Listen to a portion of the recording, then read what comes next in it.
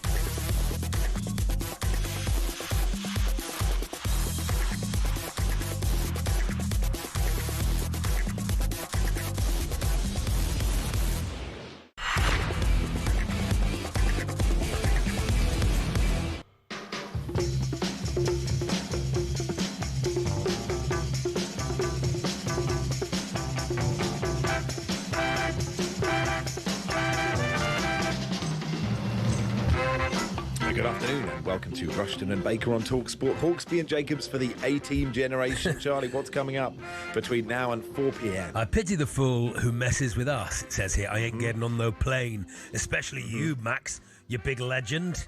Yes. We'll start with Spurs and Daniel Levy selling his Spurs stake for £1 billion. That sounds ridiculous. £1 billion. How much will you sell it for? £1 billion. All right. It's the Super Bowl. We'll talk to a gladiator and former NFL player about it, and we'll do some Winter Olympics with British Olympic snowboarder Amy Fuller.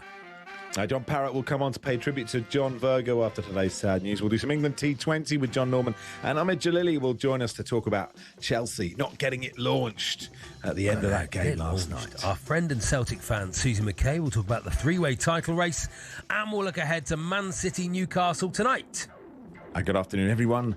Good afternoon, Charlie. Good afternoon, Max. What would you sell? Would you sell one of your children for £1 billion? Would I sell one of my children for £1 billion? £1 billion? I mean, probably not. What's the highest stake thing that you would sell for £1 billion? I think it would be frowned upon. I think every time you did a show, someone would bring it up.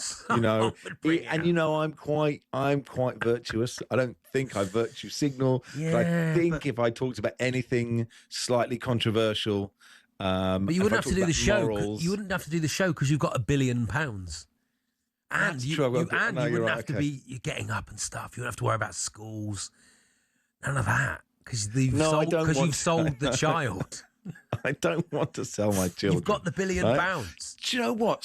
My parents years ago went on holiday to Iran, and somebody offered them £1 million for my sister. She was a little baby. Yeah. And they said, and they don't know if how much was sort of like. You've never mentioned your sister before. Yeah, never met her. She's never come up before. So. Never met her. But I do have a golden hat. So, you know, there we are. £1 billion. £1 billion. It's amazing. So, I had to check what it was. It's £1,000 million.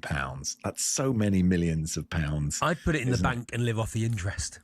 That's what I do. It's not a bad idea. It's not, you know, it's not like the most fun text we'll get, but it is sensible, isn't it? I was trying to think about that. Like, has Daniel Levy, and we don't know if it's totally, Simon Jordan saying it's not totally confirmed because he bumped into Daniel Levy on a flight. What was the flight? Where were they? Were they in economy? Was it a Ryanair flight? What do you reckon? But I was thinking, has Daniel Levy, what's he achieved to get £1 billion? Has he? Because we've won 2 awards. We've got more silverware for talkSPORT. But I think if I was to sell my stake in talkSPORT, I don't think I'd get £1 billion. These people do know it's for Spurs, right? Mm-hmm. They do know it's for Spurs. They do know. They know what Spurs is. No one told them.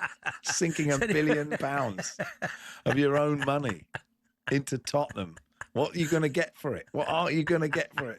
It's not a great idea, lads. Not great. Is it? Have you watched it? Have you watched them? It looks miserable. Maybe they saw that second half. They saw that second half against City. Thought maybe if they've turned it around, now's the time. Now's the time to stick £1 billion in.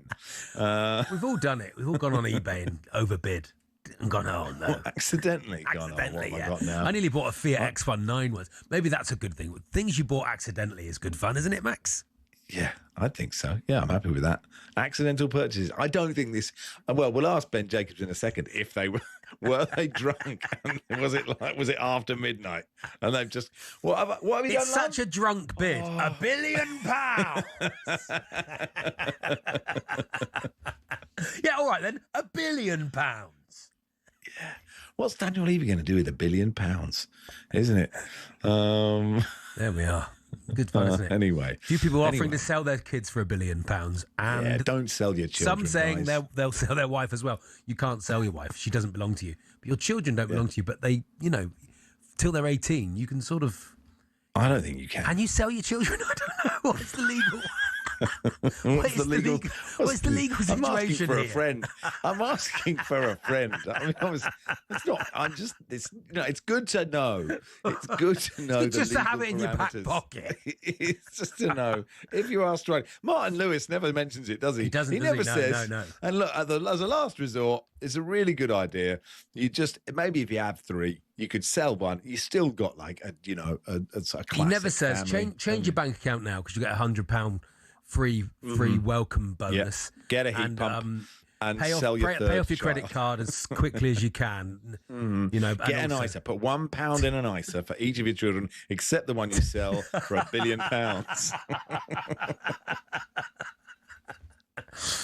Hey, you were going to bring something up. Max. On the way here, on the train on the way here, to Women Got On and mother and daughter, and they got talking. They were from Australia. They just landed. They were from Perth. They were farmers from Perth, and they were the first time in the country. And I asked them if they'd heard of you, and they hadn't. They hadn't heard of you, man. God, what a blow! Was it your opening gambit? They were from Australia. Did you say hello? They were from they were asking where I was going, what I was doing. I thought they were a bit nosy. Okay, a bit nosy, to be honest. Right. I don't know if she was trying to sell her daughter to me. Anyway, I brought you up. Not a clue. Not a clue who you were. I thought you were big in Australia. I thought you were like a big noise. I mean, there's a reason why I'm talking to you. Isn't there, in the middle of the night? Yeah, that's true. Yeah, that's true. Have you heard of Max 81089? Yeah. You should. I'm hoping I'm on safe ground here with that kind of information. You never know. Well, I hope you said, that like maybe they moved to Perth because of, the warm up. They just weren't quite sure. Yeah, that's true. Western Australia, yeah, isn't of it? course. Yeah, that's always true. Yeah. Anyway, well done to Arsenal. Through to the that's true. Yes, go on. Yeah, well done to Arsenal. Start with Arsenal. We'll get to Torquay in a second. The big news. The quadruple is, they don't actually have to win that many more football matches to win the quadruple. No one wins the quadruple, but they don't have to. There's not that many they have to do to win the quadruple. So I thought, Imagine when they lose, if say Man City win tonight, which I think will happen, and then Man City won't lose tonight. They're 2-0 up. Charlie. Yeah, that's what I mean. That's what I said, isn't it? Man City win tonight. Did I say win? Okay, win tonight. Sorry. Man City win tonight. And then there's a lot of pressure then on Arsenal in the Carabao Cup final. Is there? Lose that one. That is it's like a domino effect. The rot starts. The rot sets in. The bottling begins. Yeah, exactly. So many people itching to call them bottlers. They are having an amazing season, right? They're favourites for every competition. And they're playing really well, playing really good football. They're like exciting to watch. Yeah. I mean, it wasn't a great football match last night, I would say. I was watching Torquay v Dover. I watched Torquay v Dover, unfortunately, last night. So I caught the last 10 minutes of Arsenal-Chelsea, and it sounded like I hadn't missed anything. You've got all you needed. Lots of people saying it was tactically interesting. It was interesting how Rossini set up, actually. Yeah. And he sort of tried to keep it tight for 60 minutes, bring on Estevao and Cole Palmer, and then go for it. But what happened was they kept it tight for 60 minutes. Yeah. Then they brought on Cole Palmer and Estevao, and then they kept it tight for another 30 minutes. No. And then Arsenal scored. They just didn't. Yeah. They didn't quite have the urgency. But Arsenal quite good. It's quite hard to score against Arsenal. So I think you credit them. You say they were better than Chelsea over 2 legs, and now they're in the final, and they could win everything. But here, this is the offer that I wanted to make to Arsenal fans, right? The offer is this. I'm going to say all you need is a win on the last day of the season to win the Premier League. Palace away, right? Wow, that is a guaranteed win of the Premier League if you beat Palace away. Last game. But here's the kicker. But you're 2-0 down to Tottenham in the Champions League final. Oh. So could win everything. Which you take. Would you take that? Wowee. I asked that to Jordan Jarrett Bryan earlier today, an Arsenal fan, and he said he'd just let the season play out. Would he? He wouldn't snap your hand off. He wouldn't snap my hand off, no. But because the offer's got to have some jeopardy in it. Yeah, of course. It is. Yeah. It is in many ways hypothetical because I've established already in this bit. Tottenham aren't going to be in the Champions League final, are they? So no, they might be. They might be. You never know. They might be. They might get there. You never know what's going to happen in football. So anyway, what are we doing? We're doing accidental purchases. I bought a life-size cardboard cutout of Chewbacca and a fake palm tree at a works charity Very auction. nice. I put my bid in, went on holiday, completely forgot about it. When I returned to work, I was greeted with the items on my desk. My bid had won from Ken in Newcastle. Well done, Ken. Well done, Ken. Well, I had a Chewbacca suit. My granny made me a Chewbacca suit when I was 10. It wasn't very good. Bless Moira. May she rest in peace. Well, I just looked like a slightly ill bear. And it was stiflingly hot in there. Quite a tough make, the Chewbacca suit, I think. It is tough, and she wasn't up to it. Is that why Chewbacca made that noise? Because he was so hot in that suit. It was just really so hot. Need some water. We should probably get on with the programme. Yes, come on. Talk about sport, for goodness sake. What is this rubbish? It's Max Rushden and Charlie Baker with you. The good people of Tool Station stay one step ahead, whatever the job. Next stop, Tool Station. Ben Jacobs will come on in just a second, try and put some meat on the bones of whether Daniel Levy has sold his stake in Tottenham for £1 billion.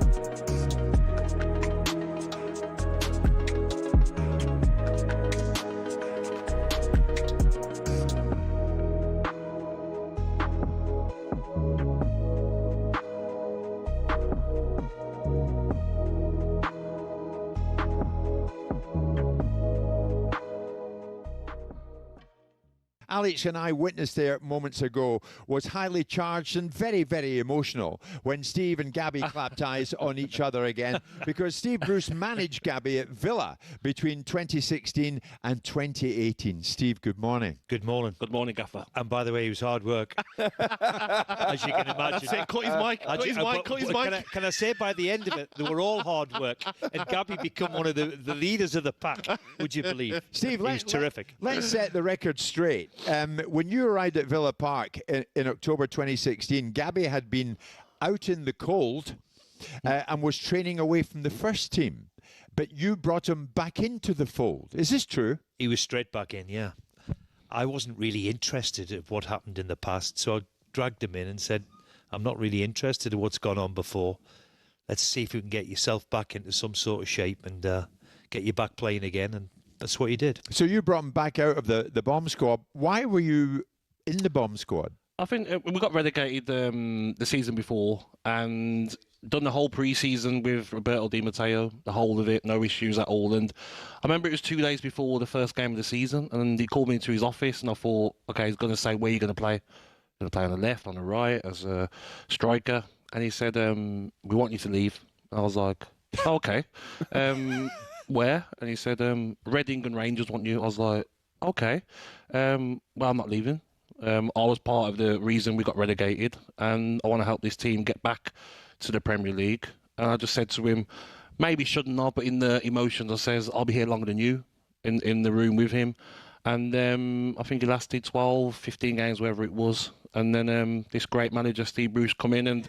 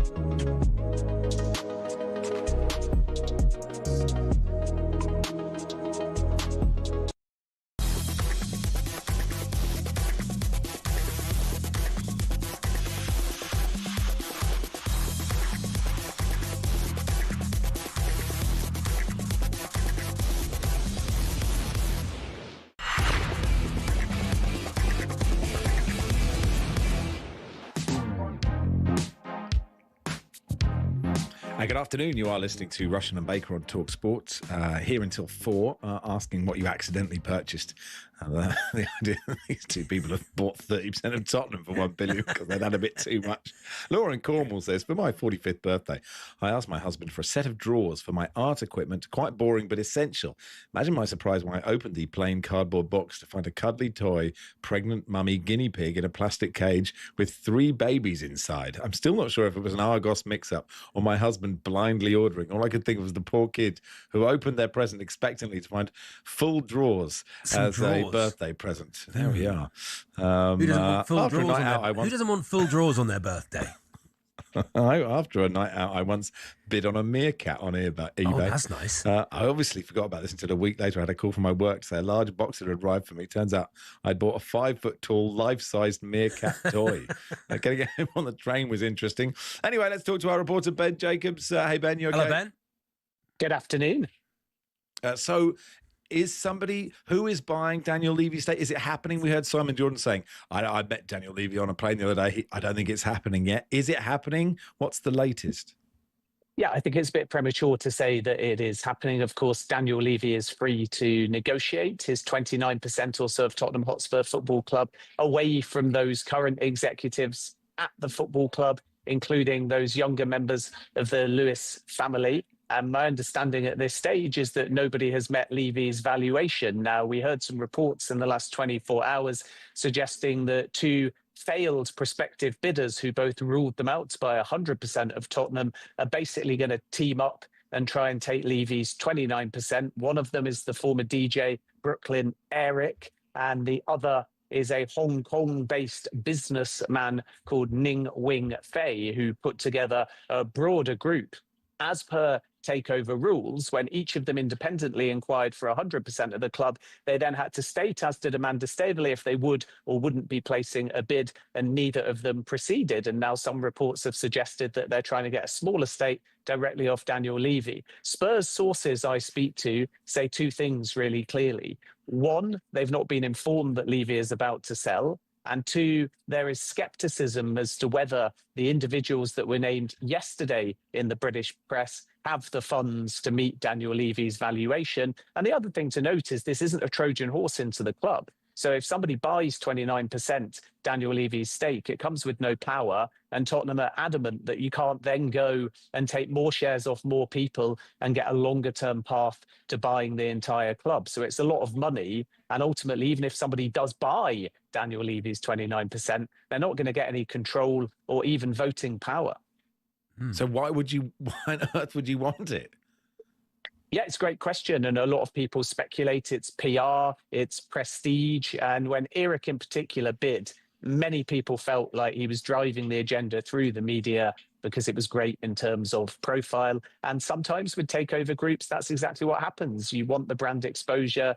You want to be able to sit, if you succeed, in a hospitality box. You want to be able to host other clients. It can be good for business. But if you look at Daniel Levy's valuation, even when he was still at Tottenham and kind of running the show, he was hoping, including the debt, for something around 4 billion. And that type of money definitely diminishes the pool of potential genuine investors that are there. And when Eric was trying for 100% of the club before ruling himself out, many at Tottenham said he never even showed proof of funds. So I think it's highly unlikely that he will have the money or the actual appetite beyond PR to buy off Daniel Levy. But if someone takes that 29%, it's a big stake. But as I say, it might be more for PR and exposure than actual control or power, because the Lewis family members now running the club are absolutely adamant that they're the ones running the show, and they're not going to be looking to sell the rest of the club anytime soon. So is it in any way similar to the Ineos, to Jim Ratcliffe deal at Manchester United, Ben? I'm not so sure, because with Jim Ratcliffe, he got a smaller percentage. He pivoted from wanting 100% or certainly a majority stake because he realised that the Glazers in the end didn't want to go. But he was able to bake into that deal by only having a smaller percentage. He would have control and power because he got sporting control. Daniel Levy's stake doesn't come with any voting power.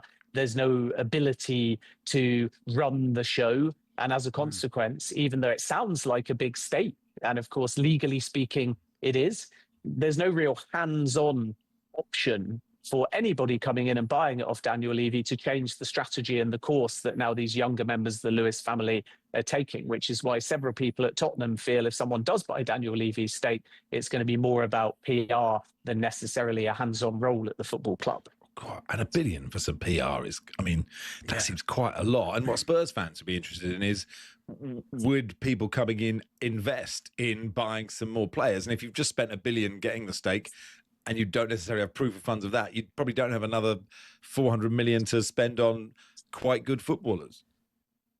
Yeah, and also Tottenham's strategic investment when Daniel Levy was at the club was about finding an external partner, sorting out finally the stadium naming rights and so on. But now the Lewis family members are doubling down, and my expectation is that investment into Tottenham for both the brand, football club and recruitment will now come from within. So this is actually going to be about somebody, if they take Daniel Levy's stake, waiting for other parts and investors within the club to find that money internally, which can be a good thing, because with a modern stadium, if the football project succeeds, somebody that buys 29% of the club now, if the Lewis family investment holds good and the football club succeeds, could get a quicker return on investment. But Tottenham are drawing a really clear line here, those currently running the football club. They're not looking for Daniel Levy to sell. They're not hoping if Daniel Levy sells and he can do that independently, that money's going to come back to the football club. They're budgeting and planning to revamp Spurs from within. And because of that financial commitment, that's why they consider the rest of the club not for sale. What sort of DJ has got £1 billion, Ben? He must be. He must just be doing weddings. I mean, he moved away from DJing into big business. So what's his name? He's not DJ only what? a DJ by DJ what? trade. DJ Eric. Brooklyn Eric. Brooklyn Eric. Eric and But Enoch. I think it's just worth noting that yes, Ben. it was alleged that when he tried to get 100% of the club, he was prepared to make an offer of 4.5 billion. So actually 0.5 billion above what I referred to earlier as Daniel Levy's valuation when he was at the club.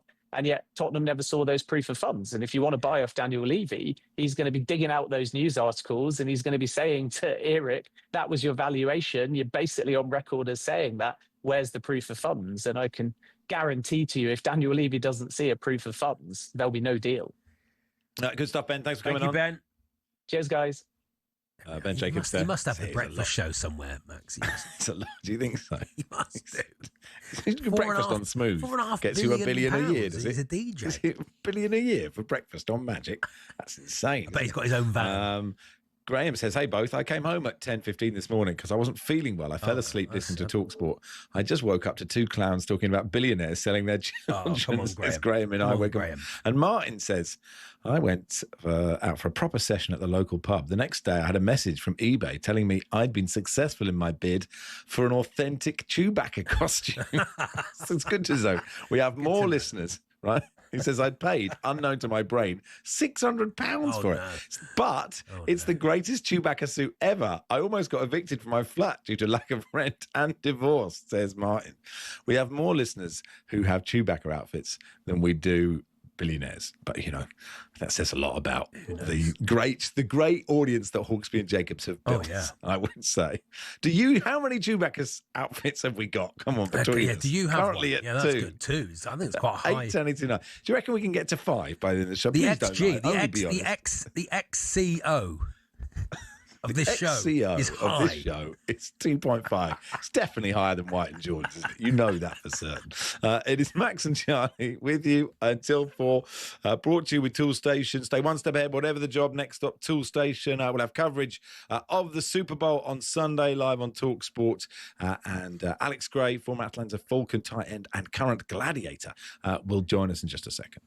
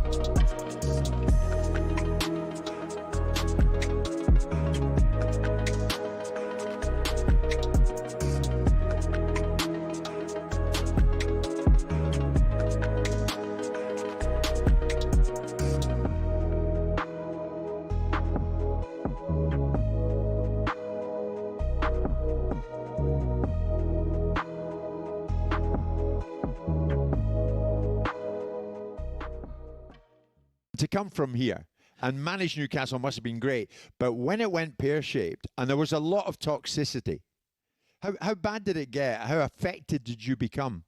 Well, where I lived, there was a little cottage in the gardens, and an elderly couple lived in the gardens, and the number of times we had to get the police was not great. And it was in amongst COVID too, where, you know, people weren't at their best. And listen, it's been well documented. Why the police? What happened? Well, I lived on the back of Jesmond Dean, and one night there was rockets being fired. You know, these big fireworks being fired at the house, and you know, and the people that knew had got there. But look, it was a handful, and there's always a little handful. But all in all, it was difficult because some of the press, in particular, weren't having me from day one, which I fully get. I fully understand that maybe I wasn't good enough to manage this great club in their opinion. I fully get it. But it became, I believe, in the end, personal. especially with one or two. It became personal, and that I had the issue with. And most of the time, you're looking over your shoulder, but I still look back on it and think I'll never ever regret not taking it. Look, when people like Kenny Dalglish and Graham Souness and people like that, told me how difficult it was. You know, it's a difficult job. Yeah. Thankfully now, listen, all that's in the past. Thankfully now, they've got money behind them. They're where they want to be. They're competing at the top end. They've won a trophy. They're in the Champions League. They've still got a lot of work to do, but that's what the supporters demand. And you're genuinely pleased for them. I am genuine. I'm a Geordie. I'm genuinely pleased. But I think a lot of the fans thought you were too close to Mike Ashley. Well, that's a load of nonsense. It's a load of nonsense. It wasn't the fact. Listen, I got on particularly well with him because I tell you what, as a chairman, he didn't interfere. Shin pads are a footballer's best friend. Even if players like Jack Grealish do wear such small ones you can barely even see them. But what's the story with shin pads, and are there actually any rules on how big they should be? It all started with cricket, actually. Cricketers had been wearing shin pads since the 1700s. It was thanks to this guy that shin protection made its way over to football. Meet Samuel Widdowson. He was a cricketer and a footballer. He played for Nottingham Forest back in the late 1800s, and he wanted a way to protect his legs from nasty tackles. Naturally, his mind drifted to his other favourite sport, where players had been wearing these pads for a century. Story goes, Widdowson cut up his cricket pads and popped them on before taking to the footy pitch. His Nottingham Forest team then began wearing them from 1887, and the first known use of them in a match was in 1894, in a match between Newcastle and the then Woolwich Arsenal. Eventually, FIFA clocked on that this kind of protection was pretty important for footballers. And so, in 1990, basically 100 years after Widdowson first put them on, shin pads were made compulsory. It became part of Law 4 of IFAB. That's the body responsible for setting the laws of the game internationally. But the law doesn't actually specify anything about measurements of shin pads. It just says they must be made of a suitable material and be of an appropriate size to provide reasonable protection. It's really vague, even though there have been calls for it to be changed. But for now, that's why Grealish and co can still get away with these ones, which are no bigger than a credit card and which seem to offer little to no protection whatsoever.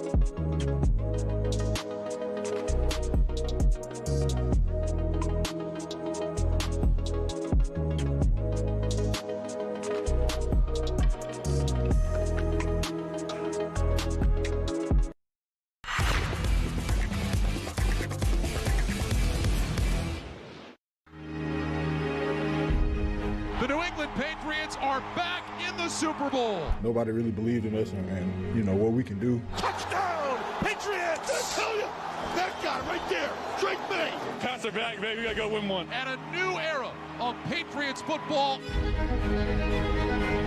Everybody's journey to this league looks a little different. Just like everybody's journey to the Super Bowl looks a little different. Touchdown, Seahawks! JSN! Whatever it takes, you know, for us to get the job done, you know, I'm going to do. 10-5, touchdown, Rashid Shaheed! The Seahawks taking 96 yards all the way for a touchdown. Oh, here we come, man. They done us all year. We in the bowl, baby. It's a rematch with the New England Patriots in Super Bowl 60 in Santa Clara. Yeah, Super Bowl 60, Patriots versus the Seahawks, live on talkSPORT on Sunday from 11 o'clock, live on Channel 5 as well. Alex Gray, who has a fascinating career, was a rugby player, played for England, then went to the Atlanta Falcons, then became a gladiator, and is a current gladiator now, and joined us in the studio. Alex, how are you? I'm good. I mean, you've just read that out. I think it's quite clear. I just don't want to get a normal job is what it is. Yeah, well, when I read that, I didn't expect someone like 5'2" to turn up. I thought someone massive is coming in. Yeah, they've had to adjust the seat, I think. Yeah, right, yeah. That's what it is. So where's to start? Should we start with the Super Bowl then? Patriots the Falcons. Is that what you? Sorry, it was. I wish. Patriots the Seahawks. Seahawks. Yeah. Patriots the Seahawks. Is that where you were? The thing is, Alex, I watched a lot of American football in about 1993. Okay, so in my mind, I've got Randall Cunningham, I've got Barry Foster, Deion Sanders. That's my era. And a lot's changed since then. And when I was young, the Patriots and the Seahawks were both absolute garbage. Yeah, I mean, but that's the beauty of the NFL, I think. You kind of get this flip-flopping of who the best teams are. They've got a good commercial thing going on with the NFL where, they use a draft system to guarantee that. They use a salary caps, a minimum and a maximum spend, which kind of guarantee that it's not quite like the Premiership, the Premier League in football. All the media money goes back into the same pot for everyone, doesn't it? They just keep the big machine going, and they want all the different markets to be winning, to be profitable. You don't just get one owner who goes and buys all the best talent in the in the world and brings it to one team and wins everything. So you can, and that's the best thing about if you're a fan. Grab a team, even if it's just whatever colour jersey you like. If it's I used to love the Broncos when I was a kid because I had an orange jersey. I thought it was the coolest jersey. Because your team, maybe within 2 or 3 years, even if they're at the bottom of the table right now, might end up one of the contenders. But with the Patriots, although I'm a Cleveland Browns fan. Oh, of course, there's no hope for you. Yeah. And they've always been rubbish. Yeah, I mean, there's some that are just I don't know what's going on down there. You and the Jets. It's a tough gig. You've got to have a think about the brown costume, I think, at the Cleveland Browns. But with the Patriots, they were amazing for a long, long time, weren't they? With Bill Belichick as the coach, and Brady as well, and sort of winning record numbers of Super Bowls. But they've come back. They've not gone away as long as people thought they'd go away. Their new coach is great and their new quarterback's great. So they're looking like it might be another dynasty. Yeah, I mean, it's probably a little early to say dynasty, but you're right. Things are looking good there. I mean, the resurrection that's gone on, normally it takes a couple of years to recycle. They've still got a couple of key people in positions in that organisation. Mike McDaniels is the offensive coordinator there.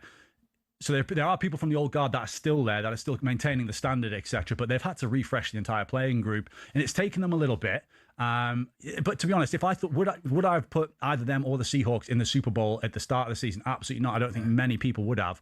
But it's not necessarily how you start, it's how you finish, and both teams have earned their way to the Super Bowl. And I think the thing is about the Patriots as well, there's a lot of British fans who are Patriots fans because of that dynasty. So either way, this is going to be a fantastic game because you've got the Patriots that a lot of people in the British public like, and also we've got a fantastic story on the Seahawks side with Adam Durde, he used to play Sunday League American football here in England, and has kind of gone through the rigmarole of he's gone through every step. He was part of the international player pathway, got that off the ground. He was the person who found me, found F.A. Abada, found Christian Wade, all these individuals. Yeah, Lewis Rees-Zammit. Yeah, of course. Yeah. Became an intern, did a couple of years interning, got a spot, and now he's moved. Now he's the defensive coordinator, which is almost second in command at the Seahawks. They're in the Super Bowl, and if he wins this game, I think that'll be the biggest moment in British NFL history, just from where he's come from. Fantastic. That's an amazing story. And how did they find you? Funnily enough, on YouTube, actually, which is 20th century recruitment at its finest. This was back in 2016. So I just missed out on the 2016 Olympics with rugby. And yeah, my agent at the time just messaged me saying, hey, we've had this call from some guys at NFL UK. They're wondering if you'd want to come in for a chat. They're looking for a cross-sport athlete. The big picture was they want to grow the game over here. And to do that, you need some British players playing in the league. Yeah. So they said, look, we can't promise you anything. But we can take you away to Florida for 8 weeks. We can try and teach you the game. We'll put you in front of some scouts and we'll make you do a combine, and then we'll see if anyone wants to take a punt on you. What's a combine? A combine is it's quite unique to the American sports where, especially in the NFL, a lot of premise is put on the physical capabilities of the players. So they'll measure your height, weight, speed over 40 yards, your hand size, how high you can jump, how far you can jump, your agility, and you basically go to a big adult sports day basically and do this in front of all the scouts. That's how you get the breakfast show on talkSPORT. Exactly. On big hands. What's more fun, American football or rugby, or being a gladiator? Yeah. Ooh, I keep telling people I'm literally on my third dream now. It's actually crazy. Yeah. I'm having the most fun now than I've ever had. I can't lie. Being a gladiator is absolutely amazing. It's just the accumulation of everything I've done over the past 15 years, but with the entertainment side added to it, which I'm really trying to embrace. We're 3 seasons in now, trying to grow the character of Apollo. I've got the old Apollo Mania. Did you choose Apollo? Were you given Apollo? How did that work? I was given Apollo. I was given the mantle of Apollo. To be honest with you, God of the Sun, I kind of took it with both hands. Yeah. They kind of wanted Superman with a sense of humour. That's exactly what I'm trying to give them. I don't know if I'm doing. That's what I'm trying to do. Some observational stuff. Yeah. Superman comes out and says, "Whatever happened to peanuts?" You know what it's like. You know what it's like when your X-ray vision goes. Exactly. And I suppose as a gladiator, right, the stakes are slightly different, right? Like elite sport is presumably more stressful. Like if you lose the pugil stick competition, I think you mean jeweled. There's no one in the locker room. Someone's trying to get jeweled here, I think. I don't know. Yeah, I mean, it is a different world. Look, I'll tell you, there is no more stressful place in the NFL when everyone's fighting for a spot on that team, right? Like you're on a day-to-day rolling contract in the NFL. It is a super brutal place. Everyone knows the success stories of these guys signing $50 million a year deals. But the thing is, 75-80% of the squad are just trying to keep a job week to week. If you're on the payroll on a Wednesday, you get your paycheck in your pigeonhole, and you have to drive to the bank and cash it. Wow. And I think there was lots of times when you're going for breakfast with a guy on the morning and you're asking him how his family is, how's that house you just bought in Atlanta, and then by lunchtime there's someone else sat in his spot and they've changed his nameplate. So many people in a squad, isn't it? It's like they take one whole bunch of people off and bring another bunch of people on. And I often wonder, how do they check that there's the actual people? Yeah, I mean, because sometimes you think, well, he's not done anything, that bloke, and they've just run on. It's a lot of people dressed in helmets and hats, isn't it? Well, that's it. You could, if you wanted a little bit of a break, get someone from the crowd and put them in. Don't know how much. At least with gladiators, we know you're the actual person. Well, I said you can't miss me in that shiny spandex, can you? So you know it is me. Yeah, and I've read recently they are looking for new gladiators, new people. What skill set do you need? Do you think? I think they're missing out not having a tiny little strong one. Do you think? Yeah, I think there's really small, strong people. That could go against the grain. 'Cause right now, there's almost a height requirement of having to be 6'5" and over. Yeah, it's heightist. Yeah, it is. It's tough. It's tough out there, isn't it? What are they looking for? I think you've got to be. There's a couple of things. You've got to be fast. You've got to be strong, agile. The games we play, if you want to be able to do all the games, it challenges everything, right? Your bottle, you've got to go high and jump off platforms and do all this type of stuff. Yeah. But I also think you've got to be a good role model for the younger generation, right? That's also what we try and build everything around. We want to show those bits of, look, it's all right to get knocked down, but we get up, we dust ourselves off, and we keep on going. And we're always positive, we're always respectful, and we always go hard at the end of the day. You're living a great life, Alex. It's great fun, isn't it? I say that. It's going to be fun. Honestly, it is a dream. I watched it as a kid, right? So to get the opportunity to do that, especially coming out the back of a sports career, to go from that to this, I couldn't have dreamt of anything better than doing this. It's honestly amazing. And the thing is, I'm being rewarded in ways that I wouldn't have thought. Like when I got the gig, I was like, this is going to be amazing. I'm going to be Apollo, a superhero on Saturday night TV, prime time. But it's actually the impact we're having socially with families. The biggest pat on the back we get is you've brought the family back together. In front of the telly. This is the only thing our kids will watch with us. This is the only thing that'll get them off the iPad or YouTube. And I feel like we're trying to do the best we can with it, and long may it continue, I think. Yeah. Great stuff. Well, look, thanks for coming in, Alex, and thanks, good luck Alex. with everything. I presume we've seen you in 3 years with an extra career to add on to that. Yeah. But I appreciate your time. I'm going to take up darts next. If I don't see you, you'll see me, that's for sure. Good stuff. Alex Gray there. Super Bowl, Patriots versus the Seahawks, live on talkSPORT Sunday, 8th of February, 11 p.m. on Channel 5. Gladiators on BBC One as well, of course. So Magnus says, in Max's random list of 90s American footballers, I think he meant Barry Sanders rather than Barry Foster, the actor who played Van der Valk great amongst team others. sheet. No, Barry Foster was a big old unit for the Pittsburgh Steelers. Barry Sanders was like, I think he was Detroit Lions, and he could run through everywhere. He was an amazing running back. So, Magnus, I throw it back to you. Tell me another random 90s. Who would imagine listing 90s sports people? That's not in my... No one's interested in that. Anyway, we will do some the Winter Olympics. We'll do some snowboarding next. Something I know less about than American football. Brilliant.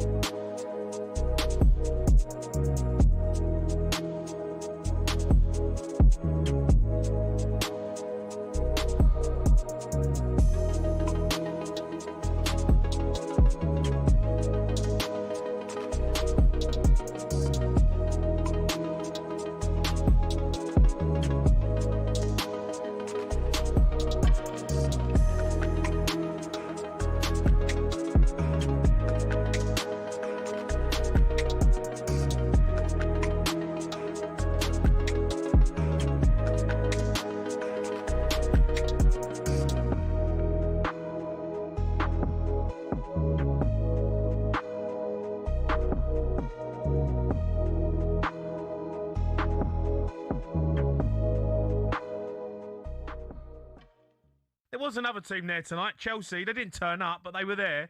And the main man who talks about him, he's not on tonight because he was doing the game. We have phoned him, and he's answered. Jason Cundy. All right, Cundy. Cundy. The Chelsea. Up the Club World Champions. Shut up, mate. You're well garbage, done. mate. Garbage. Well done. The Cringe and Winge FC beat the World Club Champions. But look, well done. Hopefully, if they play in the final, beat them. Jace, I'm not being funny, right?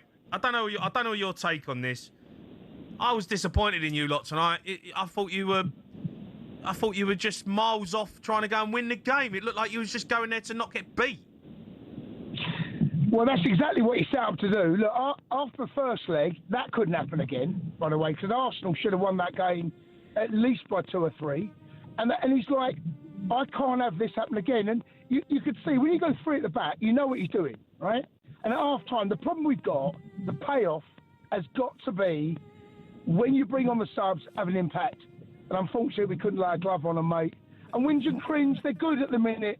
You can't argue with Winge and Cringe. They do it well. They're the best side of the country. You know, they're the best side in Europe at the moment, even though they've never won the European Cup or the Champions League. It's Yeah, but Jace, listen, you can say all that, right? You can say all that, but you've got World Cup winners in your team. You've got top players in your team. You know, you've got international football players. Go and make something happen. Go and win the game. Yeah. Go and throw, everything at it. I mean, it was absolutely terrible. Even in the last 20 minutes, Cole Palmer comes on and he makes it different. That didn't work. No. But come on. Bring him on at half-time. You're playing Liam Delap right wing. Yeah, no, I didn't get the Liam Delap at right wing. I'll give you that. I didn't get that. But he tried to turn it into a 45-minute game. The problem you've got a 45-minute game is you've wasted 45 minutes to get back into the game.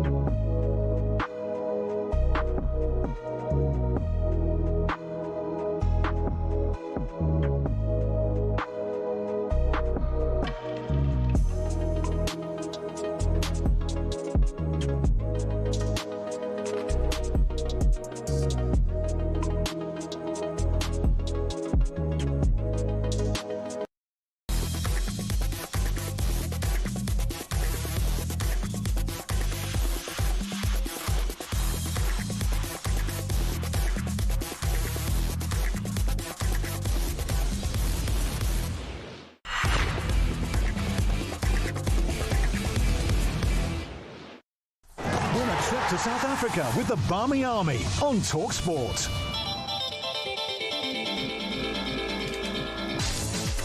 How does escaping the winter for the holiday of a lifetime sound? We're giving away an incredible 7-day trip for two to South Africa for the 2027 New Year's Test. You'll spend 6 nights in Cape Town, cheering on England at the iconic Newlands ground with the official Barmy Army. We've covered your flights, hotel and tickets, plus £2,500 in spending money. The countdown is on. You've got until 4 p.m. this Friday to get your entry in.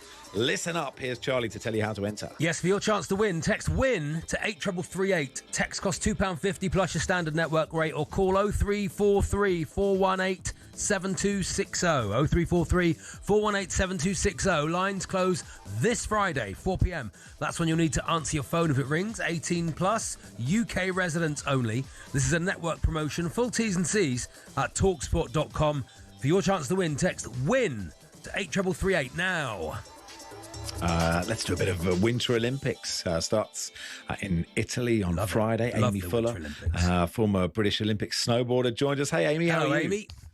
Hello, I'm so good. Thank you so much for having me. You're very, very welcome. It's a total pleasure. So how much are you looking forward to the Winter Olympics? You are talking to two people who are not expert snowboarders. I'm speaking for myself. I don't know about Charlie. What do you mean you're not an expert? I mean, surely everyone from the UK is a pro as far as all things snow go, no? I'll tell you when I will be an expert, Amy, about 5 minutes into watching it, when I go, no, they've got that bit wrong. They needed to hit that bit. They needed to hit that bit faster. My question to you is, everyone becomes an expert. Yeah. What are you an expert in? Because it seems as though the UK just goes curling nuts every single Olympics. I love the curling, yeah. I mean, asking me what I'm an expert in really does show me up on this station. Don't ask Charlie that, because management are listening and they might. The show tunes of about sort of the 50s to the 40s and the 50s. Do you know what, Amy, I found in my limited winter sports career, I reckon I've been skiing twice and snowboarding twice. When I was skiing, whenever I fell over, I landed in a bit of a heap. But when you were snowboarding, it picked out like 2 bits of your body, like your left buttock and like that little bit just under your thumb, and you landed on the same bit every time, and it was agony. Yeah, no, obviously injuries, of course, do occur in snowboarding, and I've witnessed now being on the other side. My last Olympics was 2018, and I for sure had my fair share of injuries. And that's the thing about snowboarding. It's not a matter of if, but when you get hurt, unfortunately, at a professional level. But I've now really enjoyed the process of seeing my best friends learn how to snowboard. And seriously, I tell you one thing, my friend's backside was black by the end of 4 days snowboarding. So I have to give it up to anyone that starts snowboarding in their latter age, because it is brutal. I definitely think skiing is probably like easier to pick up, but honestly, it just gives me so much respect for the athletes that we're witnessing compete at this Olympic Games, because as far as progression and precision, they really are at the top of their game. And looking ahead at the talent we have within Team GB, especially on the freestyle side, I might be a little bit biased, but we have 3 very, very strong contenders. So I'm just fresh back actually from X Games. Have you heard of the X Games? Yeah. Is that your sort of Red Bull style, slightly more extreme? Something like that. It's essentially the biggest event globally in action sports, and it takes place 2 weeks before the Winter Olympics. And we have literally just struck gold there. So across 3 disciplines, these are the names you need to look out for. Okay. So ski slopestyle and big air, Kirsty Muir from Scotland. We have Zoe Atkin in the half pipe skiing. So that's, I don't know if you remember back in the days, Shaun White. You've got the ice-shaped U-ditch. It's essentially like a chute where we see riders traverse from side to side, gaining amplitude and performing tricks. And then, I am biased, but all eyes are on Britain's Mia Brooks. She's also just won a gold at the X Games in the slopestyle event, and she will be competing in snowboarding slopestyle and Big Air. So they're my golden trio. I'm always impressed with people from GB who are good at these sports, because they're not like born to it, are they? Or not born doing it. Like some of the people like from Switzerland or like France, they're like born on the slope, skiing from the age of 1, you know, and yet we have we have to go and learn it. You know, you have to go and actually want to do it. I think it actually creates this undertone of resilience. It makes us as Brits show up differently. And I think the narrative has really changed. You look back at, you know, Olympics past, say, 2002 in Salt Lake. It was like, haha, the Brits are here. As in, you know, like, Brits are known for having a drink and having a good time and being life and soul of the party. That narrative has changed. It's now, oh, the Brits are here. And that's because we are different. We don't grow up on snow. So when we are in the mountains and we have that opportunity, we actually train and we work harder than any other nation because we don't take those days for granted. You might see, say, the Austrian riders, for example, the weather's a bit bad, or the Swiss riders. They're like, oh, it's fine, we'll go tomorrow. Whereas we're out there on a 2-week training camp, so we're giving it everything within that window, which makes us more resilient when it comes to adverse conditions. And that's the thing, these sports, they're open environment and they are heavily, heavily affected, as I witnessed at my second Olympics, by wind, by snow, by ice, by temperatures that are changing. Well, that's fascinating. I think officially, you were coming here to tell average Joes how to beat winter workout barriers. So we should probably ask you a question about that. Otherwise, someone will yell at you. I mean, I am part of the Average Joe Club now, so I've got all of the hacks because I was once there, and now we're living at Average Joe standard, which, of course, we can perform at as well.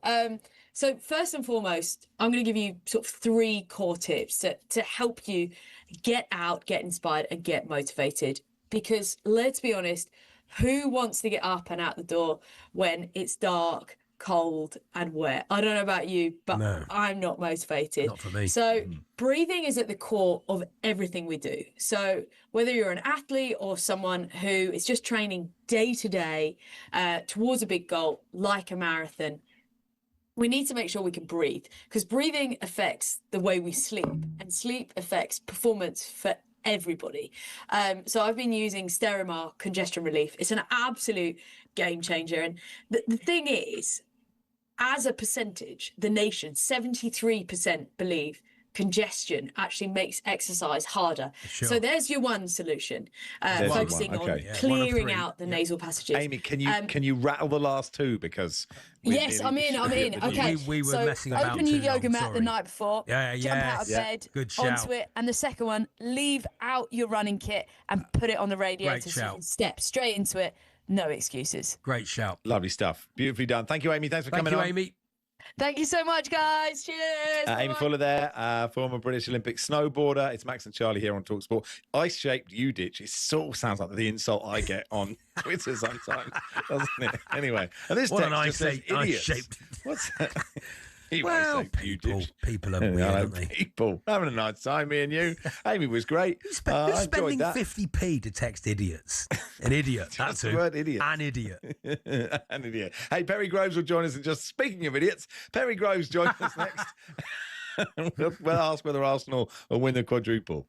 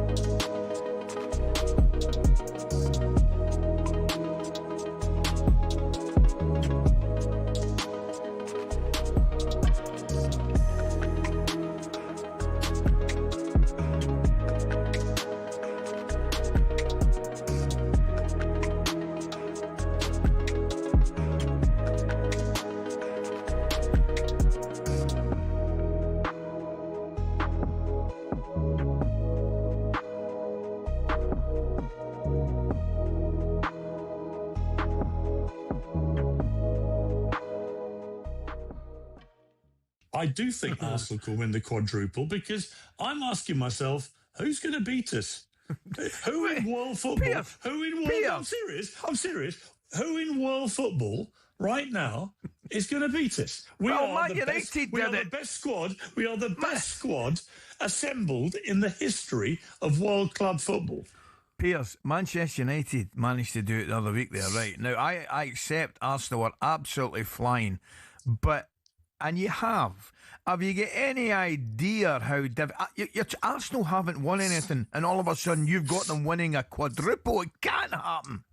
Well, not just me says we're going to win the quadruple. We are favourites to win all 4 competitions. So the bookmakers, I know that you guys like your bookies, the bookmakers agree with me that right now Arsenal are the favourites to win the Premier League, the Champions League, the Carabao Cup and the FA Cup. And I think we've got a real chance. I've been saying for a while that Arteta's game plan over 5 years to get a squad where he had 2 top-class players for every position, minimum, has now come to fruition. To the extent that last night, for example, Odegaard is out, Saka's out, so in come Eze and Madueke, right? And there's no drop in quality whatsoever. In fact, if anything, I think Saka's been so overplayed that Madueke, at the moment, looks like he may actually be a better option for us until Saka has a bit of a rest. So in every position, it doesn't matter,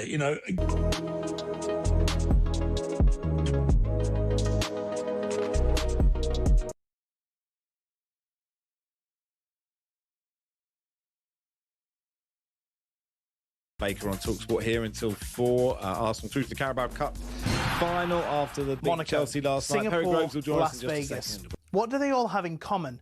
Well, they're all F1 street circuits. 20 years ago, the sports only visited 3 a year. From 2026, there'll be 10, despite the actual racing often being worse. So why? Why are there so many street circuits? Cars racing past the Casino Monte Carlo is one of the iconic images in all of sport. But in the last few years, it's been joined in the Street Circuit Club by the dazzling Grand Prix on the Las Vegas Strip, in Miami, Azerbaijan and others. And there's no sign of the trend slowing down. The streets of Madrid have also gotten involved, and there are conversations about Grand Prix in the capitals of Thailand and Rwanda. But fitting them in means we say goodbye to classic circuits like Hockenheim and Imola, angering fans who are still packing out the European tracks like Spa, the Hungaroring and Monza. And these generally produce more wheel-to-wheel action than street circuits too. At Silverstone in 2025, there were a total of 26 on-track overtakes. At Monaco, 4. I'm an F1 enthusiast. Even I struggle with that. But it appears to be a good step. In 2025, there was a record 2.3 million strong viewership for the Monaco Grand Prix in the US alone. Meanwhile, for the British Grand Prix several weeks later, 1.5 million tuned in. So why are we seeing this drive towards street circuits? Well, no prizes for guessing. Money. Formula One demands a fee of between $20 and $60 million for the rights to even hold an event. In total, including sponsorships, it's believed officials in Saudi Arabia pay almost $100 million for their race.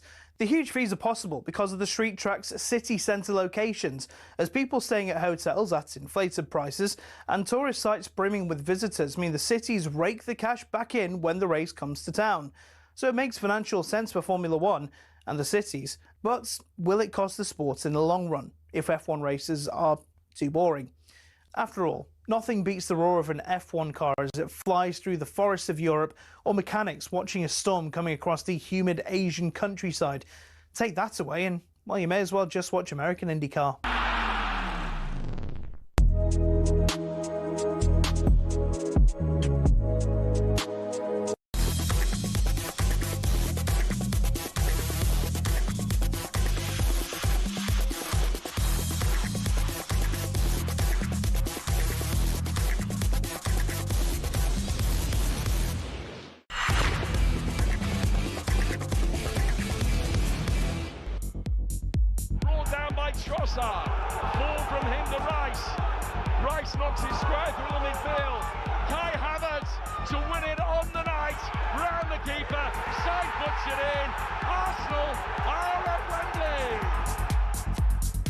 finish yeah, that. that's the Good only finish, highlight that. of the game last night. But I thought they were going to put a montage together. And good luck who had to put that together. Anyway, it doesn't really matter for Arsenal fans, does it? They're through to the final of the Carabao Cup.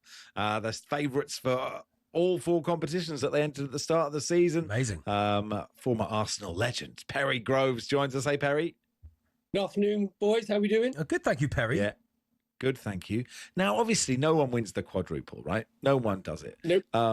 But Barney Ronay in The Guardian actually sort of spelt it out this morning in the paper, saying, look, it's something like 11 wins in the Premier League, 6 wins in domestic cups, 4 Champions League rounds, and you've kind of done it.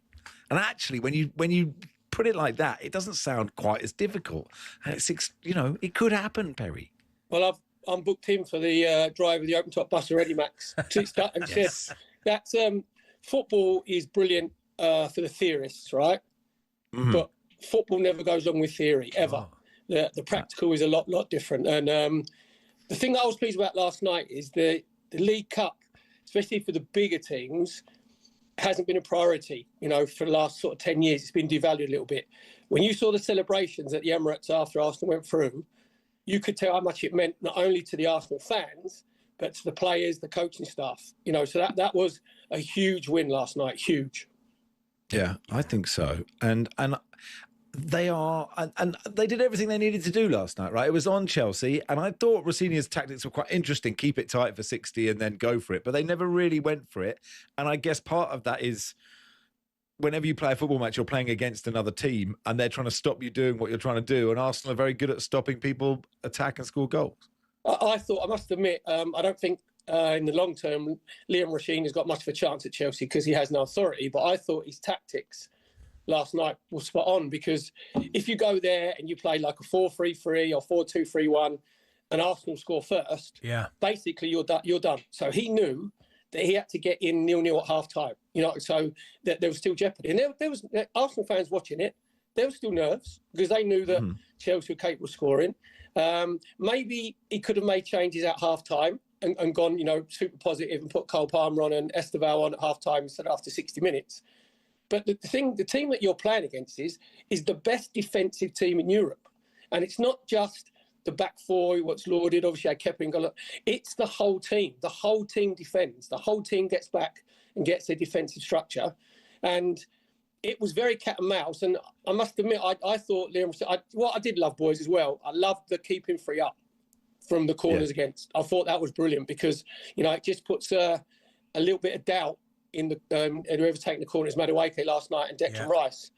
So I love the fact. I don't think enough coaches and managers do that and leave 1 or 2 up, just to cause a few problems. So, and they just couldn't. Chelsea just couldn't find that bit of magic or inspiration that you need to win massive semi-finals. Yeah, that's the thing. If you don't mind going out if you feel like your team has given it a good enough go as a fan, and yet.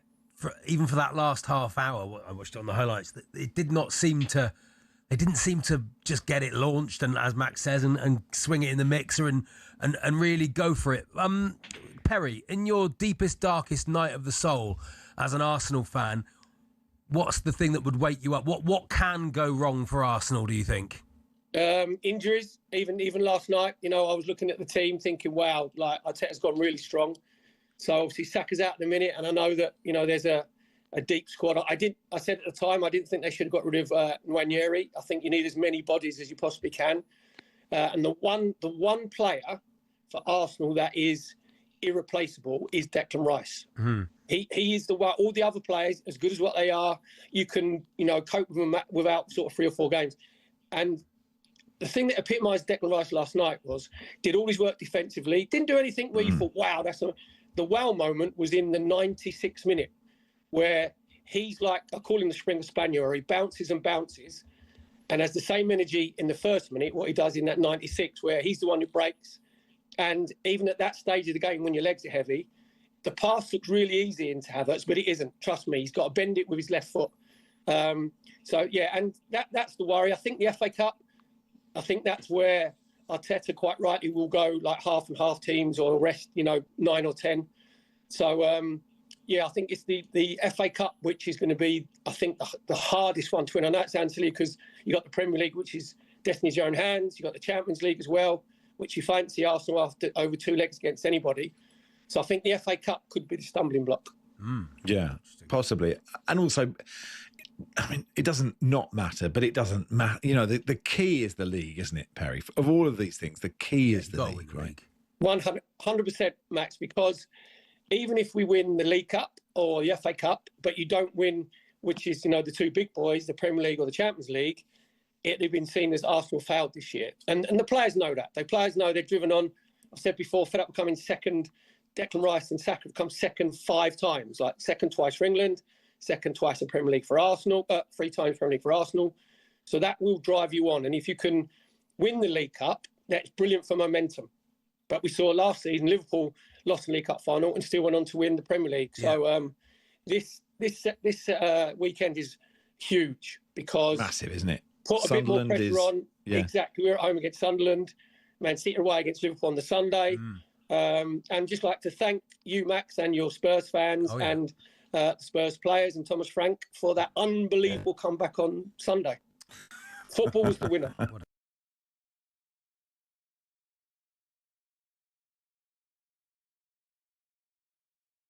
Perry, do you have your HGV license? Do you need an HGV license? What do you need for a bus license? I think it's a different license. It's a different license. Obviously, because you're carrying passengers. So, right. Not being funny, Charlie. I can have a little word for you if you want. If you want to be my co-driver, it's not a problem. Well, I mean, I think you'd have to be good on the old stop-start brakes, wouldn't you? Because it's obviously for the open top bus.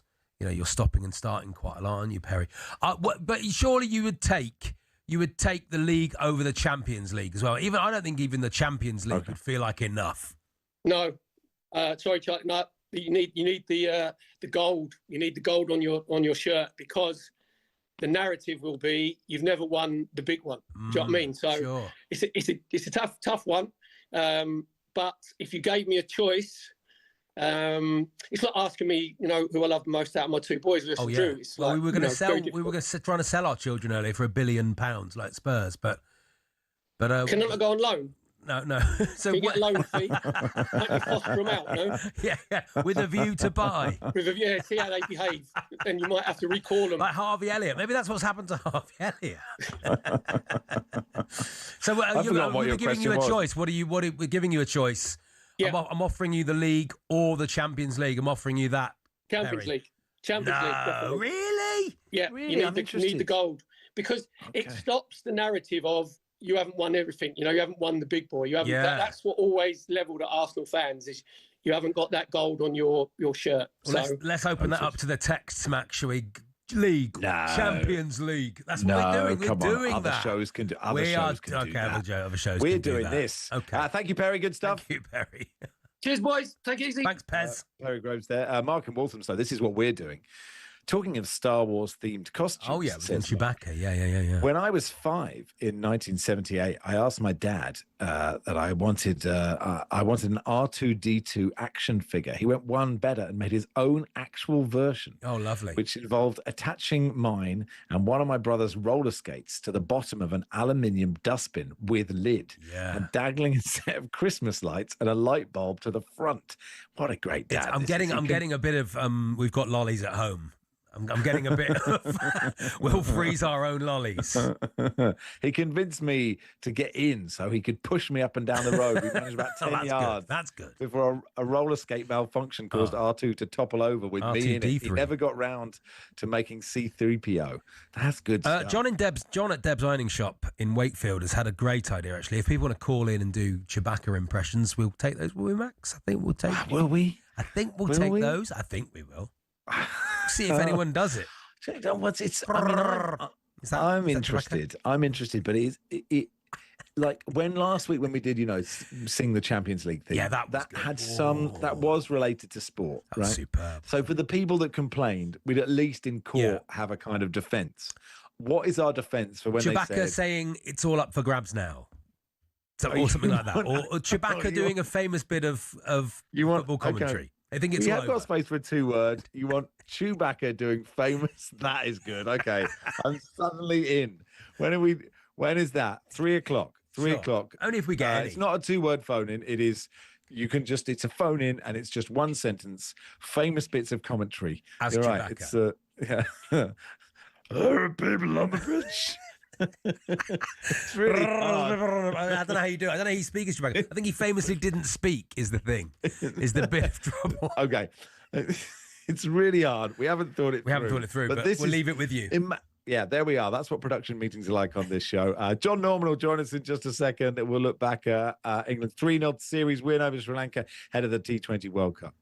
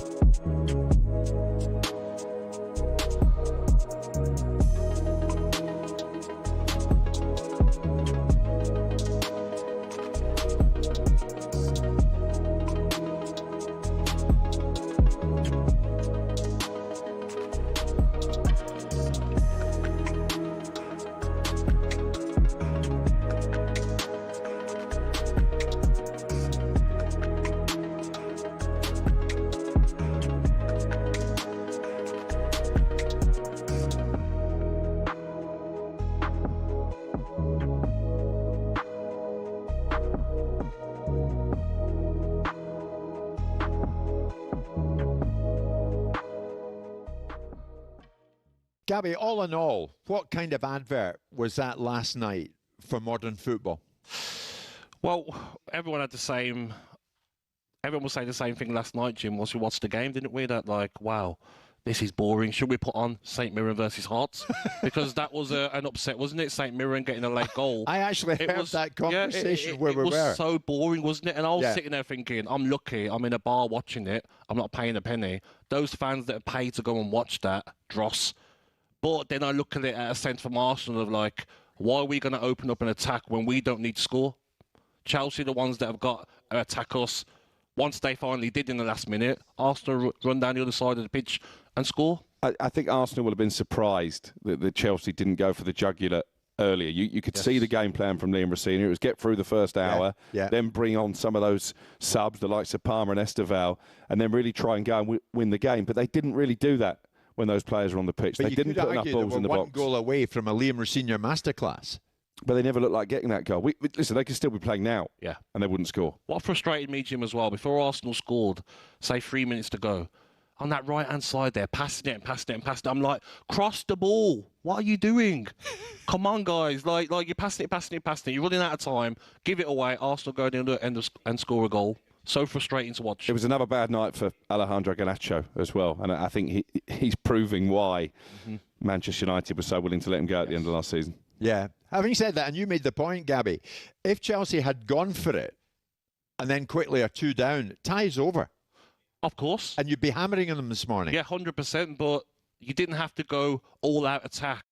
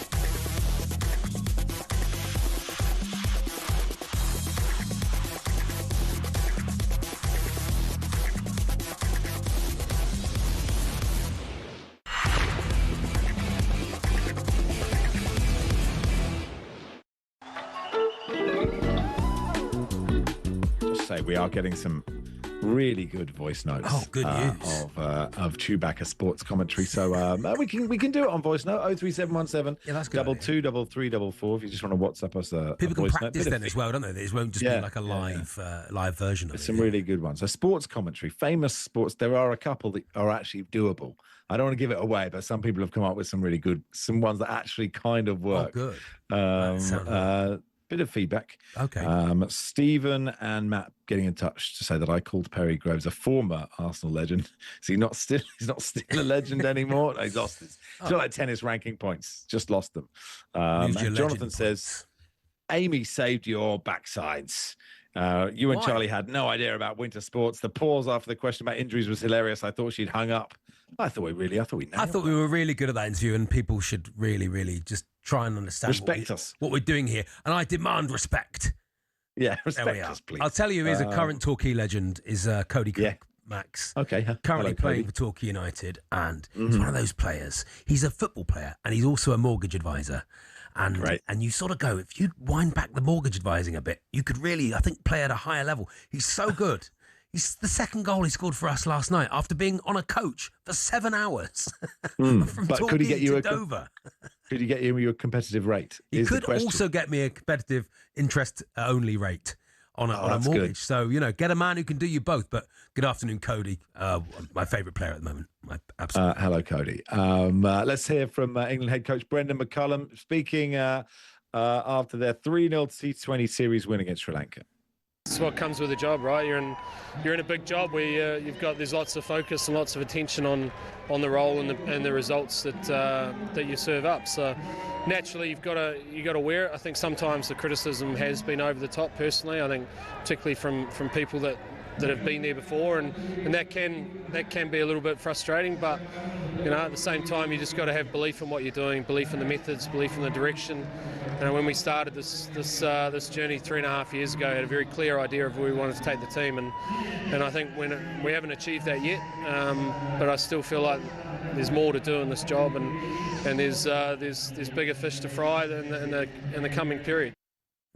Is that criticism of people who've been there before, people who have also been punched by bouncers? I know I'm being facetious. John Norman is our cricket editor. Hey, John. Hello, John. Hey, how you doing, guys? My mortgage is up next month. Oh, good. Enough, so okay. Well, I'll put you in touch with Cody Cook. Very, very good. Please do. He does back into you quite a lot while he's sorting you out a rate. Well, funnily enough, my actual mortgage advisor is related to a former England cricketer. Wow. And completely randomly as well. Absolutely no connection. So there you go. There we are. Is it Ian Bell? Are we playing a quiz? Is it Alan Mullally? Who is it? This is exciting. It's the brother-in-law of former England bowler, Middlesex bowler, and former TMS commentator Mike Selvey. Oh, there we are. And just is weird. Interesting. He does overrates and interest rates. I do overrates and interest rates. That's Very me, good. Mike Selvey's cousin. Stuff. The key, John, with all of this is, sorry, Charlie, is if you win cricket matches, no one cares, right? And England are now, it's a really good series against Sri Lanka and puts them in a good position ahead of the World Cup. Well, yes, it does. And it was a decent series, actually, with a lot more jeopardy attached to it than maybe we expected a couple of months ago. Nothing brings more interest to the table than when England lose an Ashes series. And, of course, there's a lot of questions still remaining about Harry Brook as captain and Brendan McCullum as coach. The short turnaround between the end of the Ashes and the start of this Sri Lanka series and then the T20 World Cup probably forced any decision in regard to their positions towards the back burner. There's still some discussions to be had, but essentially England need to go out and now win some games of cricket. England have just won 5 games of cricket out of 6, lost or rather won 2 series. And if they make a good fist of things at the T20 World Cup, that will certainly take some pressure off both Harry Brook and Brendan McCullum. It's difficult to hear Brendan McCullum say we haven't done it yet, we're with the process and all these sorts of things, when they've just stunk the place out in the Ashes, which is surely what the last 3 years has been building towards. I don't know, it just didn't feel great to me, that. I totally agree. And some of the comments that he came out with, speaking to talkSPORT's Scott Taylor off the back of that T20 series, you know, there's a touch of insecurity there. There's a touch of a guy that's hurting and smarting from the criticism, because you don't get that level of criticism or attention in cricket in New Zealand. The expectations aren't as high. The travelling press pack aren't as vast. And essentially you can win or lose and pretty much get on with your day. But with this job comes more responsibility, more focus, and more money.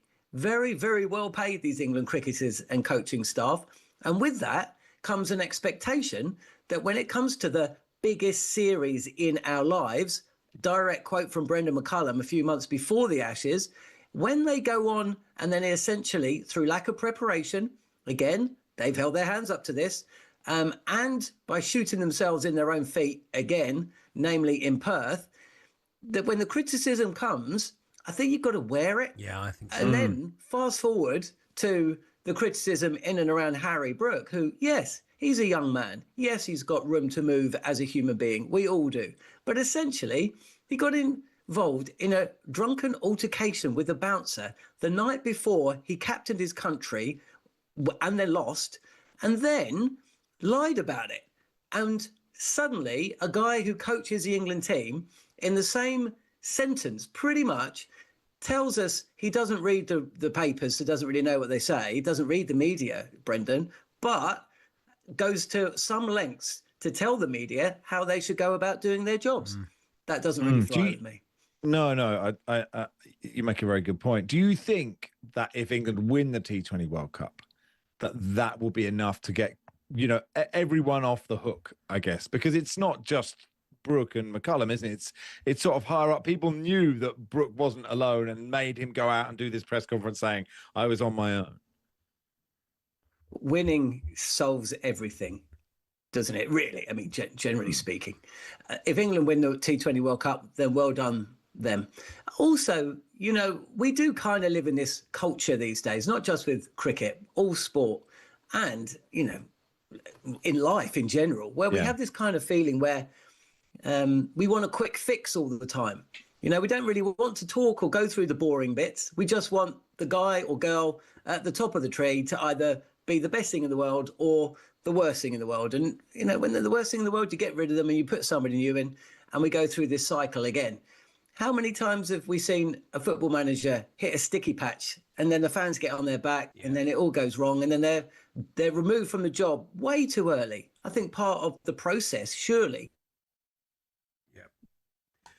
Is, great. When things are going well, fine, but you've got to be able to be given the time to turn things around when they go bad and gone bad. So Brendan McCullum and Ben Stokes, if they can impress and the people above them, not necessarily us, that they have learnt from their mistakes, they can change, they have a clear plan how to go about things over the next year and a half, then in 2027, they could look back at an Ashes win and possibly a World Cup win in South Africa. Yes. If they do that, then well done them. Yeah. But essentially, they had in their hands the biggest chance in 15 years to do something truly special. That's win an Ashes overseas, and they didn't take that opportunity. And that, unfortunately, will be something that they probably always look back on with regret. Cheers, John. Thanks for coming on, pal. John Norman there, our cricket editor. Yeah. What do you always look back on and regret? 8:10:89. Let's bring the mood down a bit. The next hour and a half, we'll put that alongside Chewbacca impressions of famous sporting commentary. It is Max Rushden and Charlie Baker with you until 4.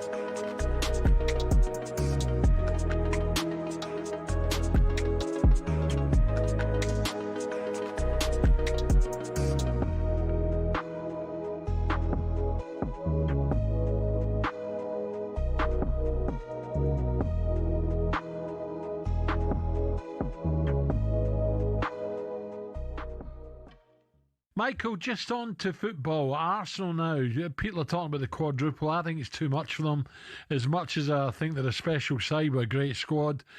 Is there a chance in your mind that Arsenal could win all four? No, I don't think so. I think you're right, Al, that they are special. They're a very strong side. They're very efficient. It looks like they're going to stroll the league, really. I don't think there's anybody good enough to compete with them this season, even though I don't think the points total is going to be that good.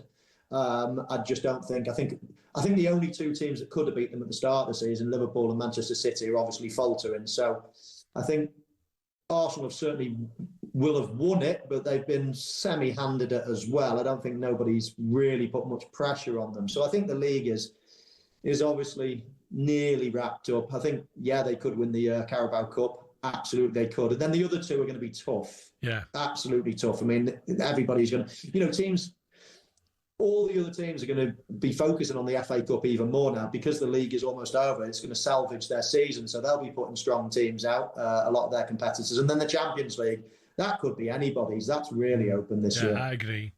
Definitely. Mike, I'm going to ask you, mate, where are you at this moment in time with centre forwards? We'll look at Haaland, probably out and out centre forward. Yourself out and out centre forward. Shearer out and out centre forward. Are we kind of drifting away from that at this moment in time? I'm thinking of boys like Ekitike, Salah's goal return's unbelievable. Are we seeing just as many out and out Drogba's number 9s like that? Oh, there's a huge dearth in centre forwards, Ali. I mean, football's changed. Football is not, nobody or very few teams play two up front nowadays. Yeah. And then if you've got two up front back in our day, Shin pads are a footballer's best friend. Even if players like Jack Grealish do wear such small ones you can barely even see them. But what's the story with shin pads, and are there actually any rules on how big they should be? It all started with cricket, actually. Cricketers had been wearing shin pads since the 1700s. It was thanks to this guy that shin protection made its way over to football. Meet Samuel Widdowson. He was a cricketer and a footballer. He played for Nottingham Forest back in the late 1800s, and he wanted a way to protect his legs from nasty tackles. Naturally, his mind drifted to his other favourite sport, where players had been wearing these pads for a century. Story goes, Widdowson cut up his cricket pads and popped them on before taking to the footy pitch. His Nottingham Forest team then began wearing them from 1887, and the first known use of them in a match was in 1894, in a match between Newcastle and the then Woolwich Arsenal. Eventually, FIFA clocked on that this kind of protection was pretty important for footballers. And so, in 1990, basically 100 years after Widdowson first put them on, shin pads were made compulsory. It became part of Law 4 of IFAB. That's the body responsible for setting the laws of the game internationally. But the law doesn't actually specify anything about measurements of shin pads. It just says they must be made of a suitable material and be of an appropriate size to provide reasonable protection. It's really vague, even though there have been calls for it to be changed. But for now, that's why Grealish and co can still get away with these ones, which are no bigger than a credit card and which seem to offer little to no protection whatsoever.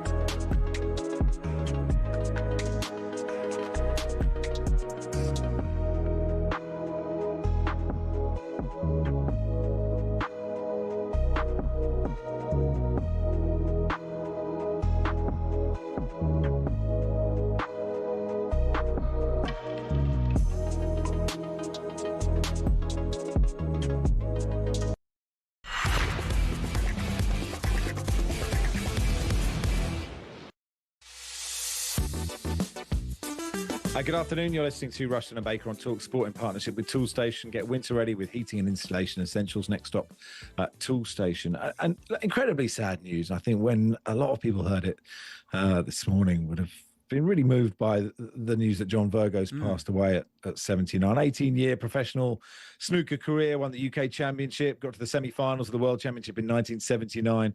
But to people of our generation, known so much for Big Break, which ran, Saturday night primetime TV for over a decade. Let's pay tribute to John with 1991 World Snooker Champion John Parrott. John, thanks for coming on. Thanks, John. Yeah, it's very sad. Very sad news. Yeah, it is, and you can see from all the tributes, right? And you knew John well, that he and I never met John Virgo, but he came across as a wonderful guy on TV, and you can see that people loved him. Yeah, and he sort of had a dour sort of Salford accent, which belied his wonderful sense of humour as well. He's very dry. A brilliant colleague, obviously, and fabulous at his job. One of the, his voice is synonymous with the game of snooker. My phone this morning has never pinged as much. Honestly, I've had so many messages, people sending it through to me, all obviously very shocked with his demise, and all very sad to see him go. Because if you mention snooker and John Virgo, they go hand in glove, don't they? He was from that golden age, John, as you were as well, and everybody remembers him doing the impressions and the impression. You wouldn't think it'd be possible to do impressions of snooker players because if you're the untrained eye, it all looks the same. But the moment he went into them and went into the way they walk around the table or their queuing or all those sorts of things, you knew exactly who he was doing it. It was really interesting. Yeah, I mean, his Alex Higgins was absolutely magnificent, wasn't it? It was as good as you were going to get, and Terry Griffiths and some of the players, he was slow. And the great thing was the players just laughed at, even the ones he was doing the impersonations of, they just laughed and lapped it up, and it was brilliant. And of course, you mentioned it there, Max, he went on to Big Break with Jim Davidson, and it was the fact that they had such brilliant chemistry together made the programme. If you'd have said to me, like, primetime TV, Saturday night, you're going to have a snooker programme out with a quiz on it, you think, is that going to work? But it absolutely did. Yeah, and that's exactly the point, to get snooker, which of course is loved by like a huge number of people, but to translate that to Saturday night primetime TV is sort of insane. Yeah, and it was brilliant to go on. It was a great program. All the boys used to love going on. It was great fun. And I mean, I remember going on and winning the whole thing one time for somebody and they're getting a holiday, and you've never seen anybody so happy to win prizes like that on a quiz show. But as I say, the chemistry between the two of them was absolutely fantastic, and it made the show. If those two hadn't been as good at their jobs, and obviously John was a very big part of that, it wouldn't have worked, but it certainly did. I think as a commentator, as a snooker commentator, because snooker takes a long time and it's those sort of long drawn out days, and once you get into the hypnotic rhythm of it, it draws you in. He's in your living room for a long time. His voice is in your living room for a long time. So it becomes part. But also to get a catchphrase going of where's that cue ball going? Yeah. And to be known immediately for that takes something special as well, John. Yeah, and I think that phrase should be consigned to John Virgo forevermore. I agree, No one should be allowed to say that anymore. We'll have to come up with something else because that was definitely his. But the thing I always took from it, because obviously I'm in the commentary box quite a bit these days as well, is the fact that he was just so enthusiastic about the sport in general. He was obviously giving the commentary to everybody at home, but the match had finished and he'd take his headphones off and put the mic down and say, what a great game that was. Even though he was working on it, he thoroughly enjoyed it as a sport. So he always had a great affection for snooker, not only for playing it, and he totally appreciated what it had given him in his life. And an amazing versatility as well. To be a brilliant snooker commentator is very different to doing primetime TV on a Saturday night, and that is very different to being a brilliant snooker player yourself. And I think a lot of people, of our generation probably don't really remember him as a great snooker player, but he had that ability. Yeah, he won a major, and not many people do that, Charlie. As I say, he won the UK Championship in 1979. Not without its trials and tribulations, that one. He was well ahead in that match against Terry Griffiths, and someone told him that the afternoon session started at 2:00, but it actually started at 1. So he missed the start of it, turned up, got docked 2 frames, then proceeded to lose the first 2 frames, and all of a sudden he was in a match, but he came through 14-13, beat Terry Griffiths in the final and won his one and only major. Yeah. Very sad. Very sad. Yeah, it's incredibly sad. And like, you knew him as well. Just like to the people who never met him, just what kind of bloke was he? Oh, honestly, he loved life. And you know what? What he loved most, he used to come over and you'd see him and he'd start to look a little bit old and everything. And you'd put a microphone in his hand and then he'd be in the company of all of us together we have a great group. We have a WhatsApp group on the phone. We speak every day. There's something coming through. And as soon as he was in our company and he was round snooker and everything, he dropped 20 years. He really just went back to being someone a lot younger than he was. I mean, I didn't realise he was nearly 80, to be honest with you, because when he was around you, he was so infectious and enjoyed everything that you never got that impression he was that old. Well, thanks for coming on, John. Thank you, John. Sorry about your friend.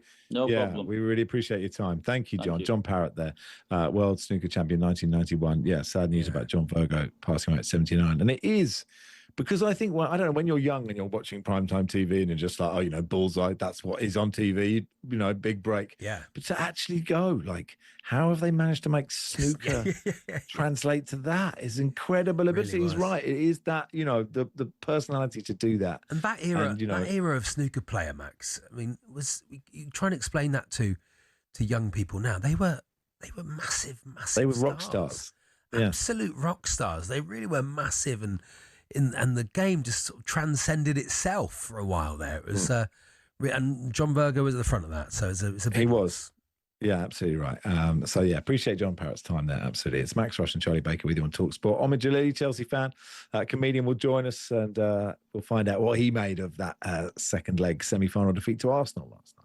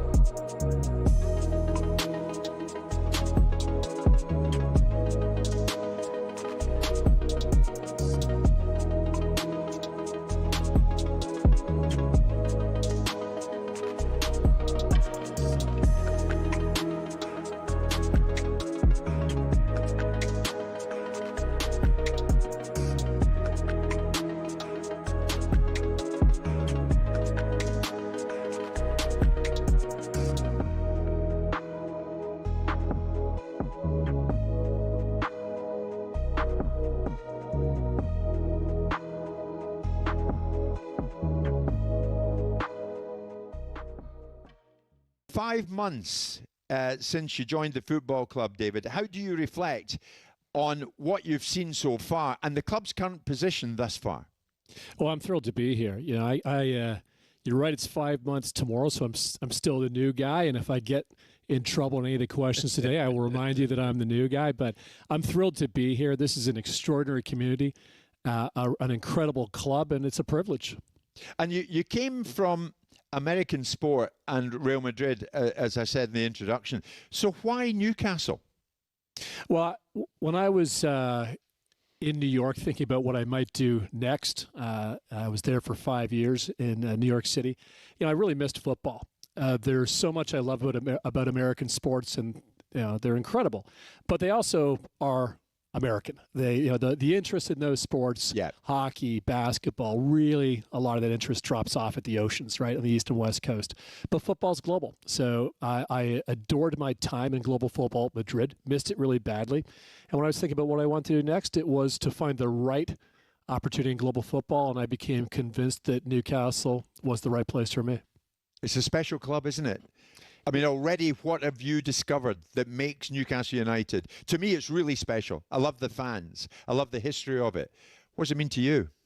This is a club with such incredible heritage that is, beloved by the community. Oh, yeah.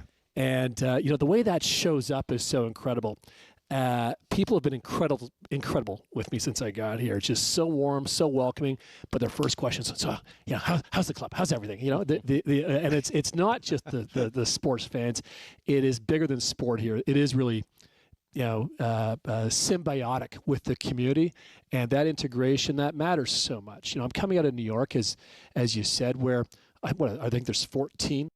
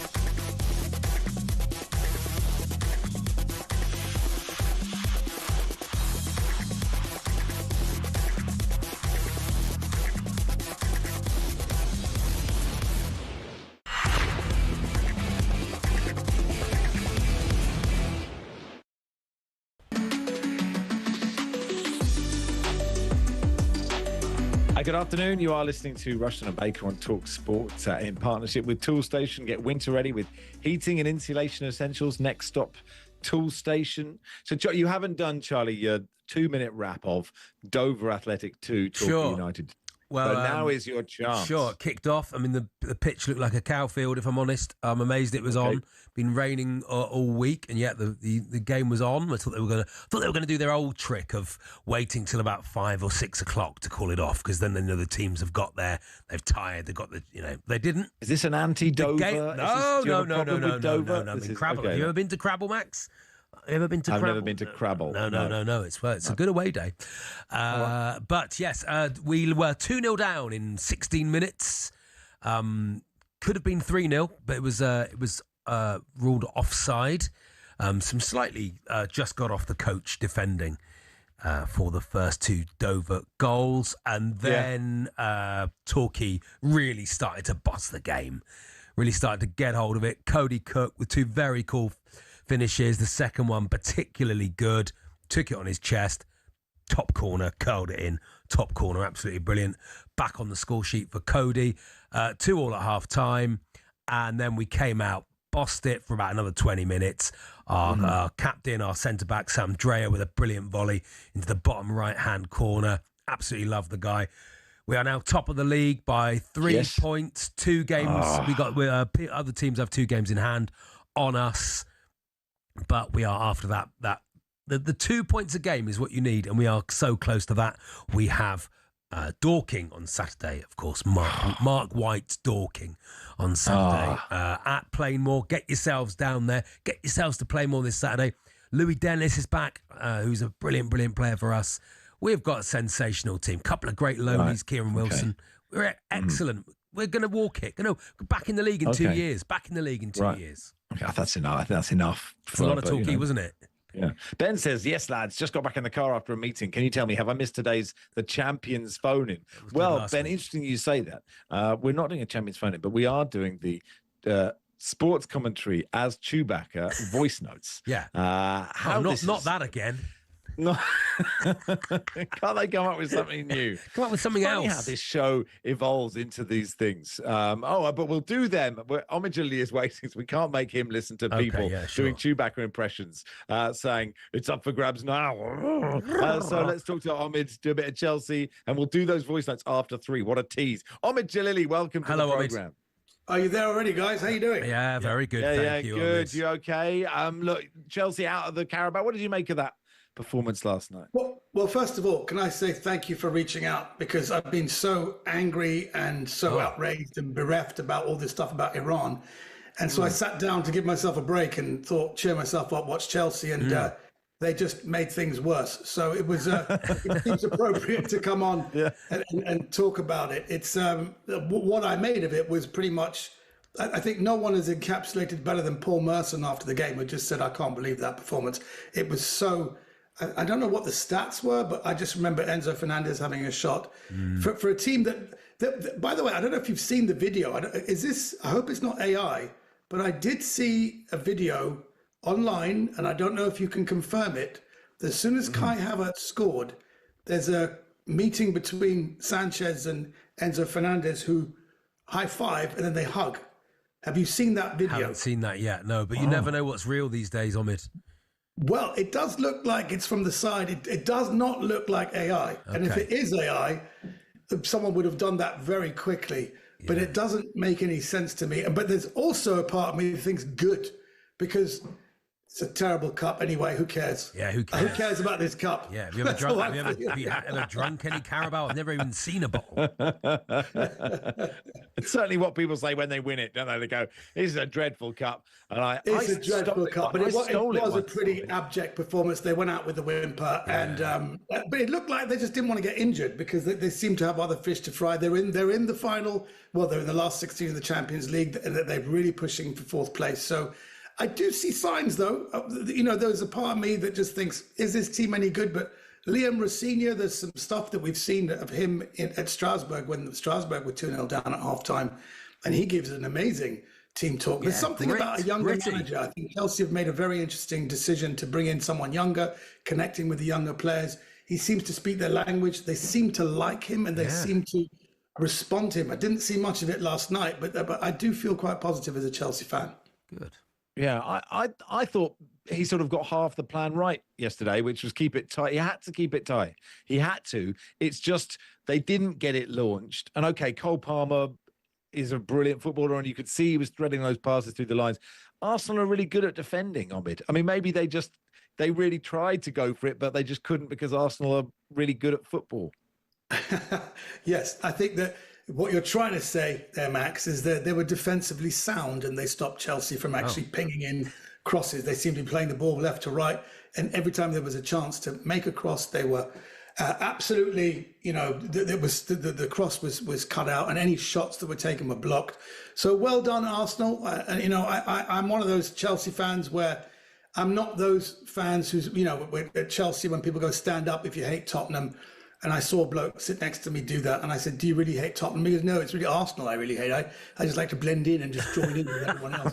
It's so ridiculous.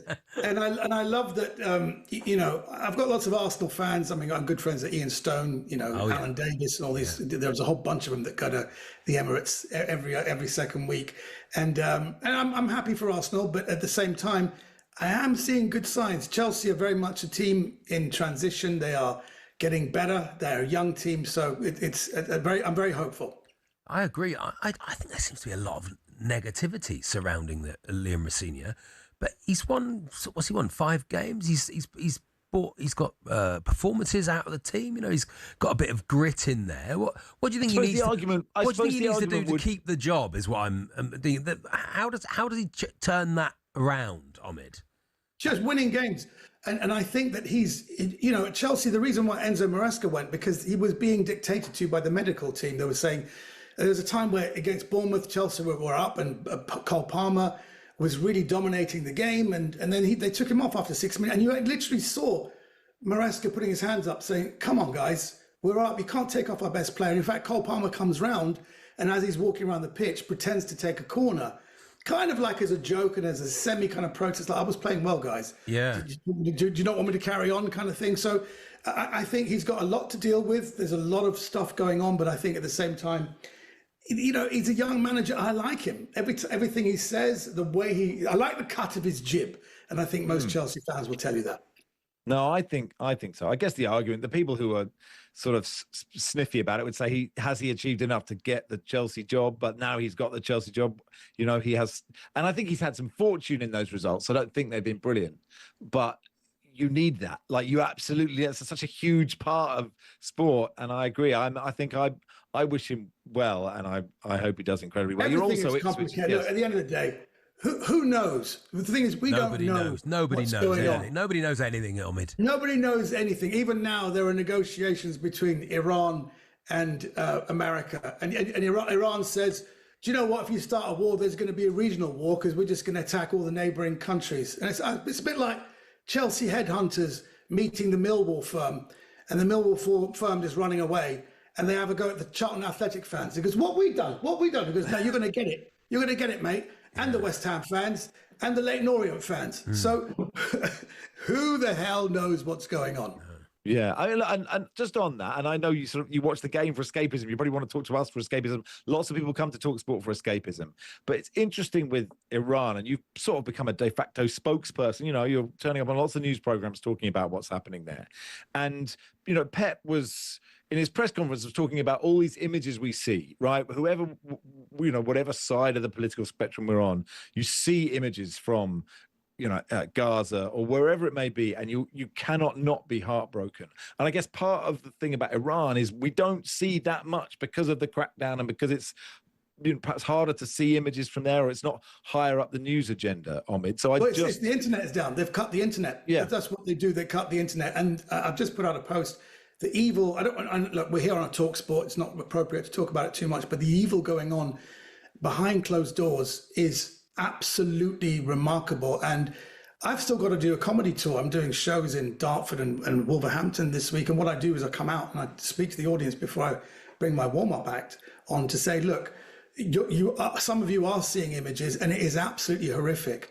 But it's very important to keep Iran in our minds because Iran is such an important country, and they're hoping this regime goes. If this regime goes, you've got no more funding of terrorism.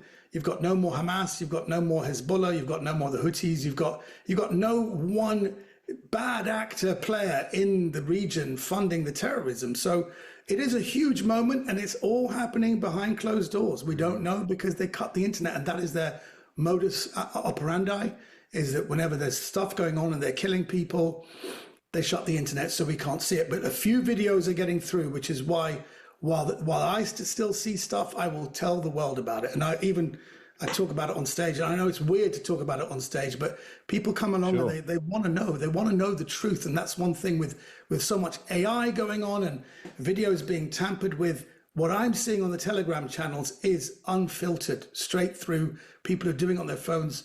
Thank God there's a couple of Starlink, these internet things that get a few videos out, but I'm going to keep talking about it. But at the same time, keep an eye on Chelsea. You know, I know it sounds weird. It's even weird being here talking to you guys at this time of my life when all I'm doing is raising awareness. But thank you for even letting me on to talk to you guys now. Not a problem. It's always good to have you on. Thanks, Omid. Thanks for your time, pal. Thanks, guys. Take care. Omid Djalili there. It is talkSPORT, Rushden and Baker on talkSPORT. This text saying, why are you getting political, you clowns? That all human life happens around, it is not a vacuum. Sport never happens in a vacuum. And Omid has been doing some amazing work on that, on raising awareness of something that we are not seeing a whole lot on, and it was worth talking about it just for a short amount of time.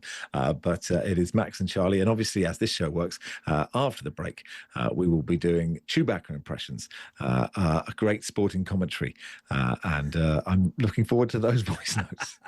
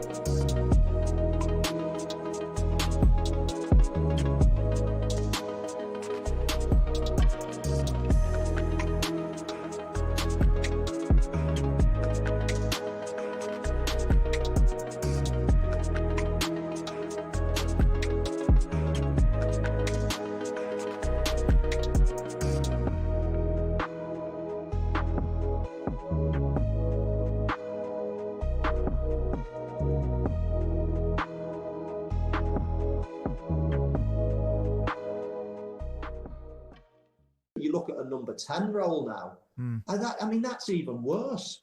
You know, players that we used to watch like Bergkamps and Zolas and Cantonars and Letiziers, like genius players. They might not get around the pitch, but it was everyone else's job to get around the pitch. Give it to these geniuses; they'll create something, they'll score. And even those players now, there's none of them. Any number 10 now has to be able to do the yards. You look at, Bruno Fernandes, that's one of the best number 10s in the country. He's running further than anybody else on the pitch now. I mean, you can't get away with not doing the hard yards. And every single player now has got to be an athlete.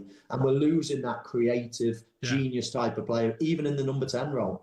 Michael, what about Liverpool? Just a quick one before we break. You're going to stay with us for a little bit, which is great news. Liverpool, Arne Slot under pressure. There was just glimpses, wasn't there, against Newcastle, what Liverpool can do when they're flying. Yes, absolutely. They've not been flying consistently. That's the problem. But in patches, Liverpool have played extremely well this season, but it's just been all too sporadic, let's say. I don't know. I'm the Slot in camp. I think it's very, very premature to be thinking about. Here's a manager that's had his first season in the Premier League and won the league. I mean, that's incredible. Not many managers do that. If you'd said to Liverpool fans, once Jurgen Klopp left, if you said to Liverpool fans, right, for the next 2 years, you're going to come fourth and you're going to come first, everybody would have snapped your hand off. That's fantastic, because there's always the risk of things falling apart. We've seen it with when Wenger left. We saw it when Fergie left. Klopp was there for a long time, and to come in and continue that and to have instant success was pretty good. Now, so I just think that, I think it's far too early with those things taken into consideration. New players, it's an unbelievable squad. Yes, they're maybe lacking a bit of balance and maybe another one or two players or whatever, but I think it's far too early to be saying Arne Slot out. I mean, gee. Monaco, Singapore, Las Vegas. What do they all have in common? Well, they're all F1 street circuits. 20 years ago, the sports only visited 3 a year. From 2026, there'll be 10, despite the actual racing often being worse. So why? Why are there so many street circuits? Cars racing past the Casino Monte Carlo is one of the iconic images in all of sport. But in the last few years, it's been joined in the Street Circuit Club by the dazzling Grand Prix on the Las Vegas Strip, in Miami, Azerbaijan and others. And there's no sign of the trend slowing down. The streets of Madrid have also gotten involved, and there are conversations about Grand Prix in the capitals of Thailand and Rwanda. But fitting them in means we say goodbye to classic circuits like Hockenheim and Imola, angering fans who are still packing out the European tracks like Spa, the Hungaroring and Monza. And these generally produce more wheel-to-wheel action than street circuits too. At Silverstone in 2025, there were a total of 26 on-track overtakes. At Monaco, 4.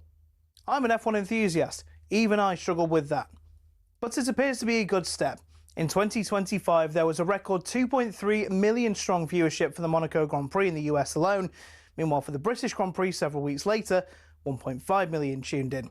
So why are we seeing this drive towards street circuits? Well, no prizes for guessing. Money. Formula One demands a fee of between $20 and $60 million for the rights to even hold an event. In total, including sponsorships, it's believed officials in Saudi Arabia pay almost $100 million for their race.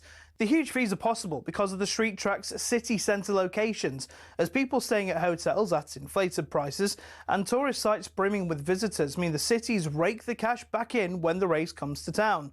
So it makes financial sense for Formula One and the cities, but will it cost the sport in the long run if F1 races are too boring? After all, nothing beats the roar of an F1 car as it flies through the forests of Europe, or mechanics watching a storm coming across the humid Asian countryside. Take that away and, well, you may as well just watch American IndyCar.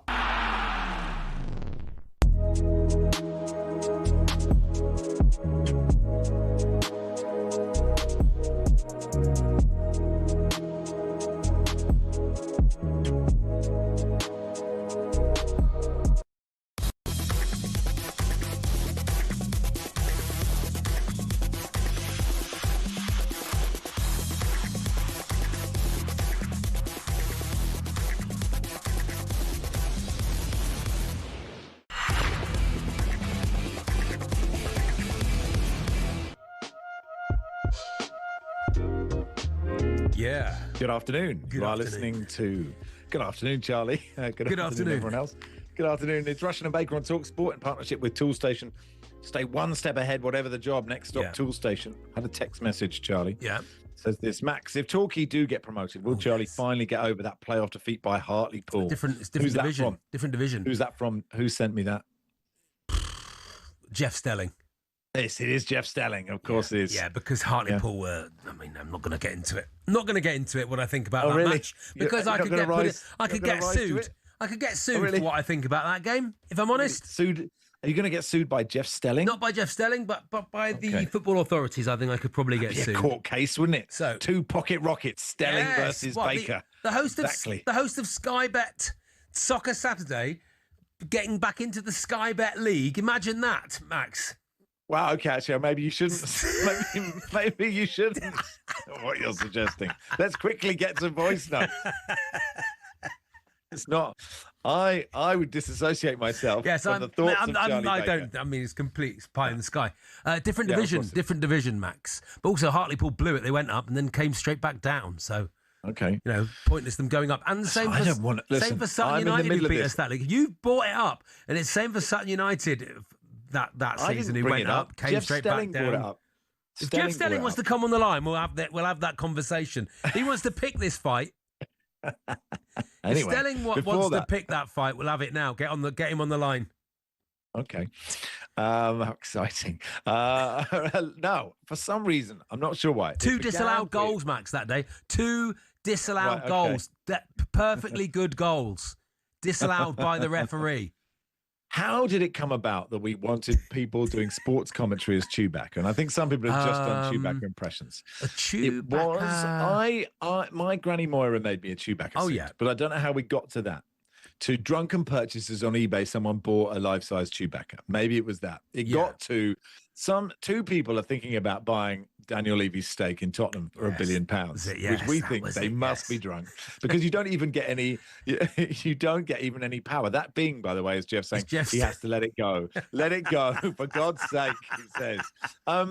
So that was it. So obviously, you buy 30% of Tottenham, you don't get any power, and you send £1 billion. It must be spent. It's got to the stage of, could you send us obviously that is one step away from voice notes of sports commentary as Chewbacca. Yeah, we just thought impressions of Chewbacca was too not sporty enough. This is talkSPORT. Talk about sport for goodness sake. Yeah, exactly. So here we go. We've got a few.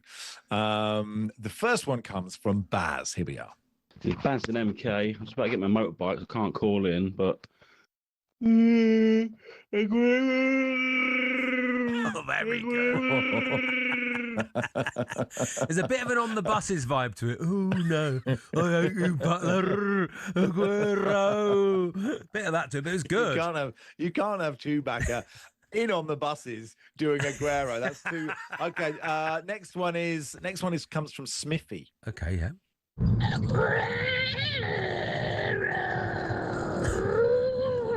That was very good. Absolutely terrible.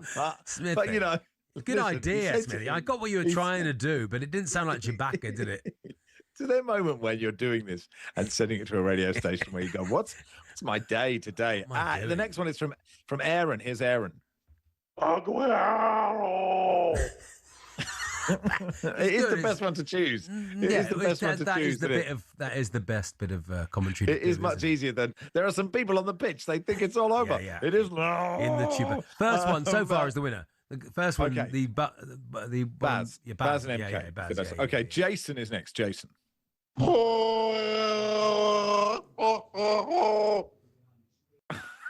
was just that sounded like gargling. Okay, that was bad. Next one. What makes you think? Oh, do you know what? This is people going, I'm good at that. I've always done that. This is right up my street. This is right up my street. And I've always done this for people in the pub. That's what they'll be thinking. People have all gone, oh yeah, that's good actually. Yeah, that's really good. They've reached a national platform for it, and they've failed. Who was that? That was Jason. I think this is Kenny. I think did we just do Kenny, or this is Kenny? Oh no, that was Ken. We've had him again. Okay, this is Adam. Here's Adam.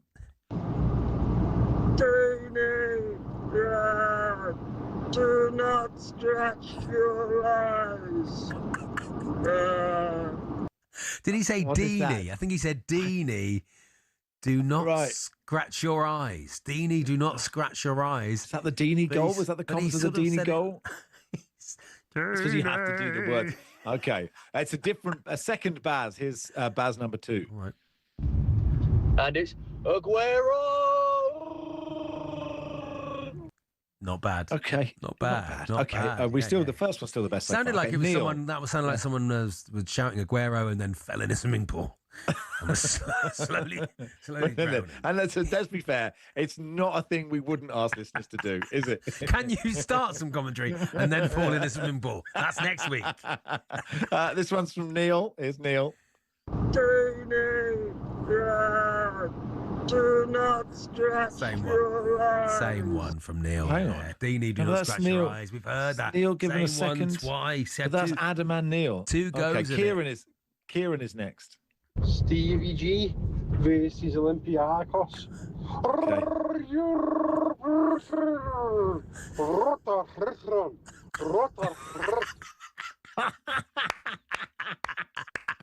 Andy Gray is. Oh, you beauty.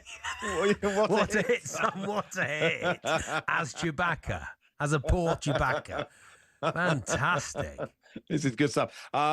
Dean sent a text saying, no one will beat this Chewbacca. And this is Dean's Chewbacca.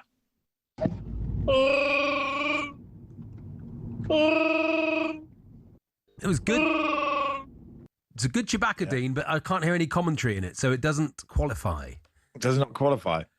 Because there's no commentary in it. We need you to say... I feel this is... We've had so many coming in now. Yeah, I mean, it's quite hard to turn them around. I can see them coming in. Such a popular feature. Who knew? Yeah. Maybe. Hi lads, possibly the best bit of radio ever, says Griff from Kings Lynn. Yeah. We do love your feedback on these. What about kind of people features. singing the Champions League theme as Chewbacca? That would have been good. That would have been a real mashup and possible, I reckon, if anyone wants to have a go at that. Oh, anyway, well. I mean, we've filled the section. Done it now. We've done the what we bit. meant. That was to one do. of the bits we were supposed to do. We've done the bit. And I think it's been a great success. But obviously, the listeners, you decide, 81089 at Max Rushden, if you want us to do that kind of thing more or less. I'm looking forward Don't let to people a... decide that. It's up to us if we do it. I know, I do like the... I'm waiting for the Paul and Andy must be listening at home. Turning absolutely fury. disgusted with this bit of radio. They absolutely hate it. What are you two idiots? 25 years in the bin. Paul says, I've just got in the car, no idea what's going on, but love the Chewy slot. There we are. Blimey, says Ian, cut the Chewy clips. They're awful. I'm trying to do weights at the gym. I'm nearly dropping them on myself. It's funny, but they're awful. Anyway, Dean says, my bad, I didn't hear you say the bit about commentary. Well, look, Dean, you do have a very good Chewbacca. We could end the show with you doing a famous bit of commentary as Chewbacca. Dean, if you can give it a go. The voice notes, you know the voice note. They think it's all over it now or something, that would be... Can we do the clangers next week, says this text. Sure. Yeah, we try our best. Good to try things. It's Max and Charlie with you on talkSPORT in partnership with Toolstation. Stay one step ahead, whatever the job. Next stop, Toolstation. Susie McCabe, a comedian and Celtic fan, will join us next. It's a three-way title race after Hearts' defeat last night. Rangers and Celtic could go within 3 points of them. We'll ask Susie how she's feeling in just a second.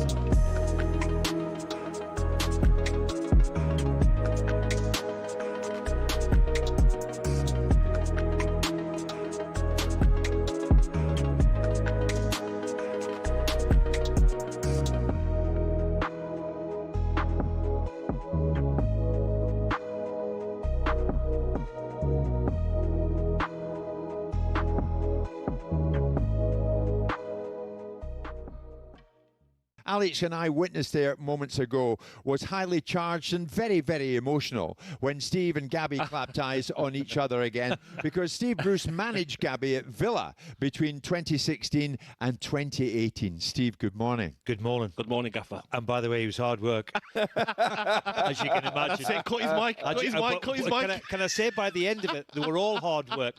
And Gabby become one of the leaders of the pack, would you believe? Steve, he's terrific. Let's set the record straight. When you arrived at Villa Park in October 2016, Gabby had been out in the cold and was training away from the first team. But you brought him back into the fold. Is this true? He was straight back in, yeah. I wasn't really interested in what happened in the past, so I dragged him in and said, I'm not really interested in what's gone on before. Let's see if we can get yourself back into some sort of shape and get you back playing again. And that's what he did. So you brought him back out of the bomb squad. Why were you in the bomb squad? I think we got relegated the season before and done the whole pre-season with Roberto Di Matteo, the whole of it, no issues at all. And I remember it was 2 days before the first game of the season, and he called me into his office, and I thought, okay, he's going to say, where are you going to play? Going to play on the left, on the right, as a striker. And he said, we want you to leave. I was like, oh, okay. Where? And he said, Reading and Rangers want you. I was like, okay. Well, I'm not leaving. I was part of the reason we got relegated, and I want to help this team get back to the Premier League. And I just said to him, maybe shouldn't I, but in the emotions, I says, I'll be here longer than you in the room with him. And I think he lasted 12, 15 games, wherever it was. And then this great manager, Steve Bruce, come.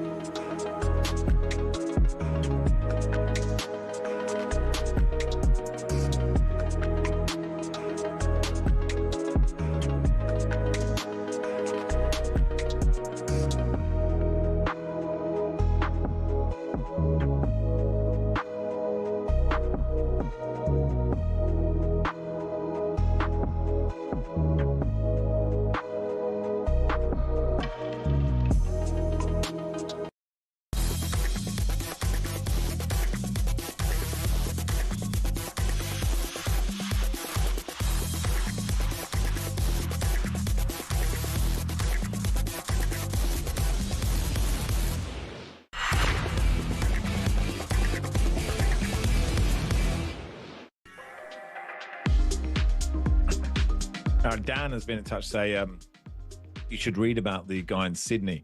This happened in Australia more than once. Yeah.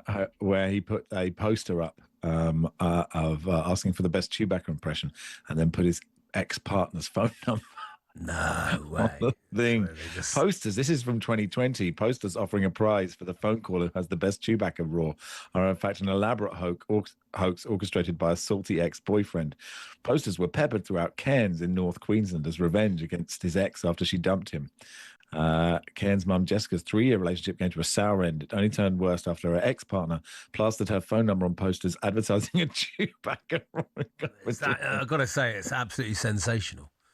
It's a brilliant bit of trolling, isn't it? You know, it's harmless in many ways. Just harmless, you know. There's no loser there. This text says, best bit of radio ever. Best bit of radio ever this is. That's from Yoda in Dagobah. Oh, that's nice. Yeah, MS says, can we do Yoda next week, please? Mark in Bromsgrove, those aren't the Chewbacca voices you are looking for. He says, Tim says, what about Pingu next week? Oh, that's good. I forget how that goes is the only trouble. Yeah. Nelly says, you missed my one. You played the Deeney one twice. Oh, yeah, somebody. Oh, we sorry about that. We didn't get it right. But whatever. And then someone says, Smithy sounds like he's dug up your Granny Moira to do that Chewbacca. That's a shame. That's a bit may Granny Moira rest in peace, Max.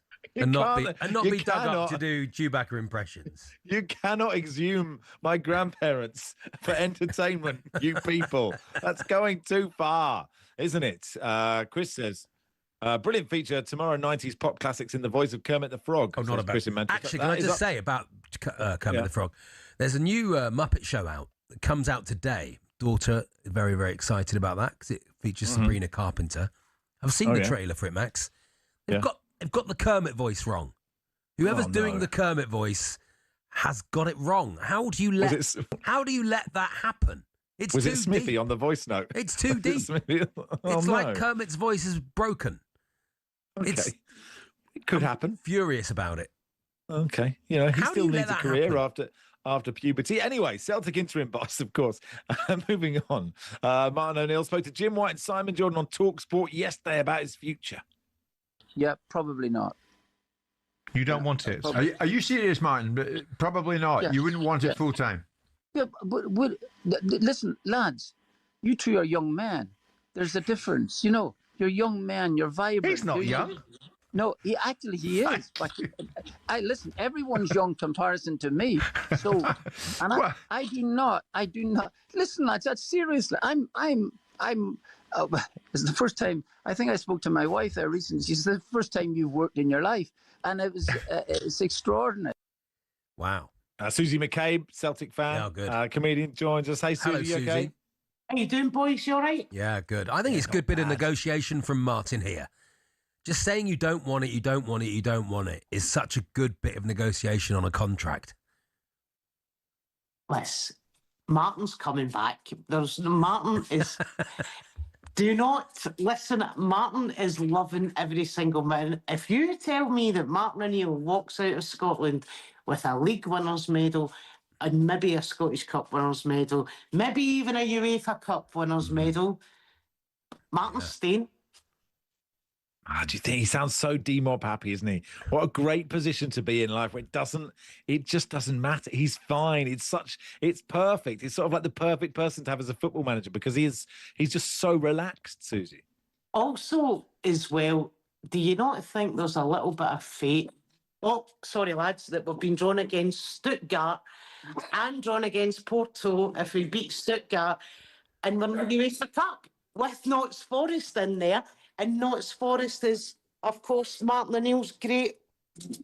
It is, yeah. It's great love. Yeah. Can you hear those dogs, lads? No, don't worry about the dogs. Don't worry about the dogs. You let the dogs out. That's what I asked. So I've even forgotten his name now. Who's the poor guy?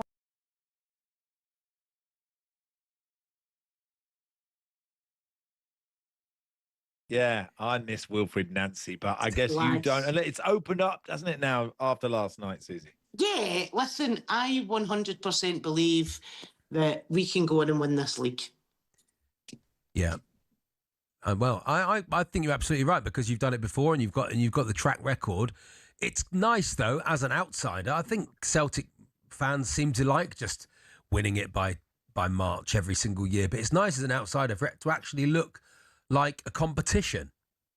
Yeah, I mean, I think if it was a competition not by our own inadequacies in the situation that the club finds itself in with regards to infrastructure and such like, and that's not me getting at the board, it's just simple things like director of football, and we had Paul Tisdale, and then the appointment of Wilfred Nancy, which was a Paul Tisdale appointment. Like, just a lot of bad decisions were made on our point. And, you know, we went a bit Man United for 6 months. Do you know what I mean?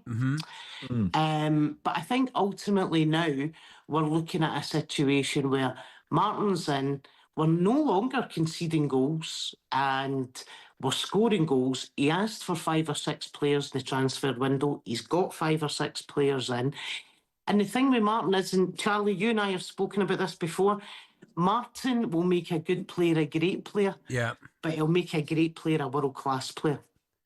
And not, I don't think many went out, and definitely Forest were trying to sign your midfielder, weren't they? They tried 2 or 3 times. And you've got cash as well, and you got, what is it? You got about 75 million quid cash reserves. So that's been difficult for the fans, and hasn't it? That's not been spent. Yeah, but I think we also need to be. I'm kind of torn, right? Because the self-sabotage of the summer transfer window was real corporate mismanagement. Yeah. However, we don't have a permanent manager. We needed to get players in certain positions. Martin said that he would have the sign-off in those players. We've brought in 5 players on loan, 3 of which are an option to buy. I mean, that to me is kind of risk mitigation. I think if you were, say, Simon Jordan, you were saying that's absolutely the way the Celtic board should do it. But again, football is a business, and its customers are not only financially invested, they're emotionally invested. Yeah. So it runs like no other business in the world. Every football club's the same. We don't get the opportunity to draw ourselves out and look at it from a business perspective. Yes, I want us to sign players. Yes, I want us to go out there and do deals and get players in nice and early. But I think we also need to remember, look, we're asking players to come and play in the Scottish League. We're asking players to come and now play in Europe because we're through to the next stage, or we're through to the qualifying round. And I think what we need to do is remember that players will hang off until the last minute to make decisions. They're not going to be out of pocket if they're on a loan deal. Players, agents, other clubs may be looking at suspension and injuries, you know. I'm not saying, I don't want to sound like the board and go, January's a hard time to do business, but I think the reality of the situation is, if you were in any business, you mitigate risk. That's the rule for businesses, any type of business. You mitigate as much risk as possible. And I think that's what Celtic have tried to do, albeit they've not won friends or influenced people. No. But, well, I mean, football fans very rarely go, do you know what I'm in this for? I'm in this for mitigating risk. Football fans are like, I want you to take all the risk. Everything. Exactly. Now, look, I've looked at the running, Susie. Like, there's an old firm to come, and Rangers have got Hearts, but you don't play, Celtic and Hearts don't play each other again. I think I've got that right. But those games are that old firm and that Hearts Rangers game is just going to be so massive, aren't they? Yeah, but also Hearts have got Hibs on Tuesday night. Yeah. Which is at Tynecastle. They're out with Lauren Shanklin. Craig Halkett's suspended. So their captain, captain and other captain are both out, central defender and striker. Hibs, I mean, I watched the Hibs-Rangers game on Sunday there. None of the two teams covered themselves in glory, but Hibs probably should have edged it and definitely should have won it.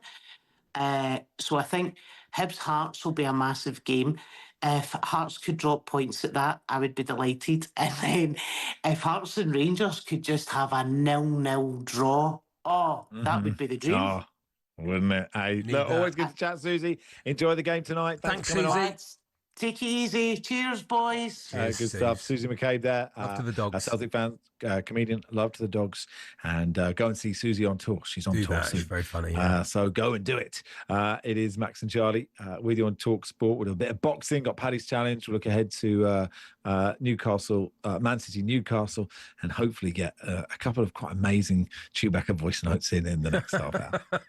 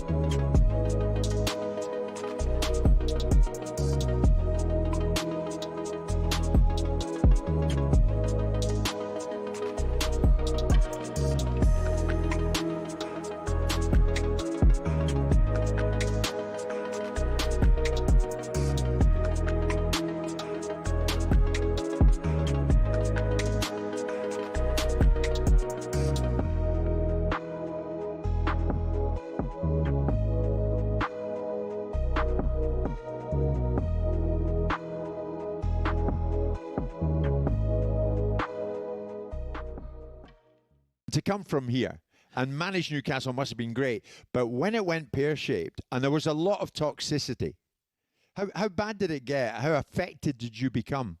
Well, where I lived, there was a little cottage in the gardens, and an elderly couple lived in the gardens, and the number of times we had to get the police was not great. And it was in amongst COVID too, where people weren't at their best. And listen, it's been well documented. Why the police? What happened? Well, I lived on the back of Jesmond Dean, and one night there was rockets being fired. These big fireworks being fired at the house, and and the people that knew had got there. But look, it was a handful, and there's always a little handful. But all in all, it was difficult because some of the press, in particular, weren't having me from day one, which I fully get. I fully understand that maybe I wasn't good enough to manage this great club in their opinion. I fully get it. But it became, I believe, in the end, personal. Especially with one or two, it became personal. And that I had the issue with. And most of the time, you're looking over your shoulder. But I still look back on it and think, I'll never, ever regret not taking it. Look, when people like Kenny Dalglish and Graham Souness and people like that... Yeah. told me how difficult it was. It's a difficult job. Yeah. Thankfully now, listen, all that's in the past. Thankfully now, they've got money behind them. They're where they want to be. They're competing at the top end. They've won a trophy. They're in the Champions League. They've still got a lot of work to do, but that's what the supporters demand. And you're genuinely pleased for them. I am genuine. I'm a Geordie. I'm genuinely pleased. But I think a lot of the fans thought you were too close to Mike Ashley. Well, that's a load of nonsense. It's a load of nonsense. It wasn't the fact. Listen, I got on particularly well with him because I tell you what, as a chairman, he didn't interfere. The Premier League's profit and sustainability rules are sold to us as financial fair play, a way to keep clubs from going bust. But there are those who feel it's starting to look a lot like a system that protects the big boys and keeps the rest in their lane. Here's how it works and why people feel that way. So clubs can only lose 105 million quid over 3 years, which sounds fair, but here's the kicker. Your limit includes how much you earn. So if you're one of the traditional top 6, you've got massive global revenue streams and you can spend way more while still technically following the rules. Meanwhile, ambitious clubs like Newcastle, Villa or Forest, well, they're bringing a knife to a gunfight. Newcastle might be backed by Saudi billions, but they just can't splurge the cash. Their commercial income isn't there yet. Last season, they won their first domestic trophy since 1955 and qualified for the Champions League, which you'd think would be a great springboard for them to go on and start building a team to challenge at the very top. But because of PSR restraints, they couldn't break their wage structure for a new Alexander Isak contract, and look what happened there. So what's the solution? Well, either loosen the reins so ambitious clubs can spend within their means, or cap spending based on something other than revenue. Otherwise, we're just watching the same 6 teams swapping silverware most seasons, and that, folks, ain't what the Premier League was built on.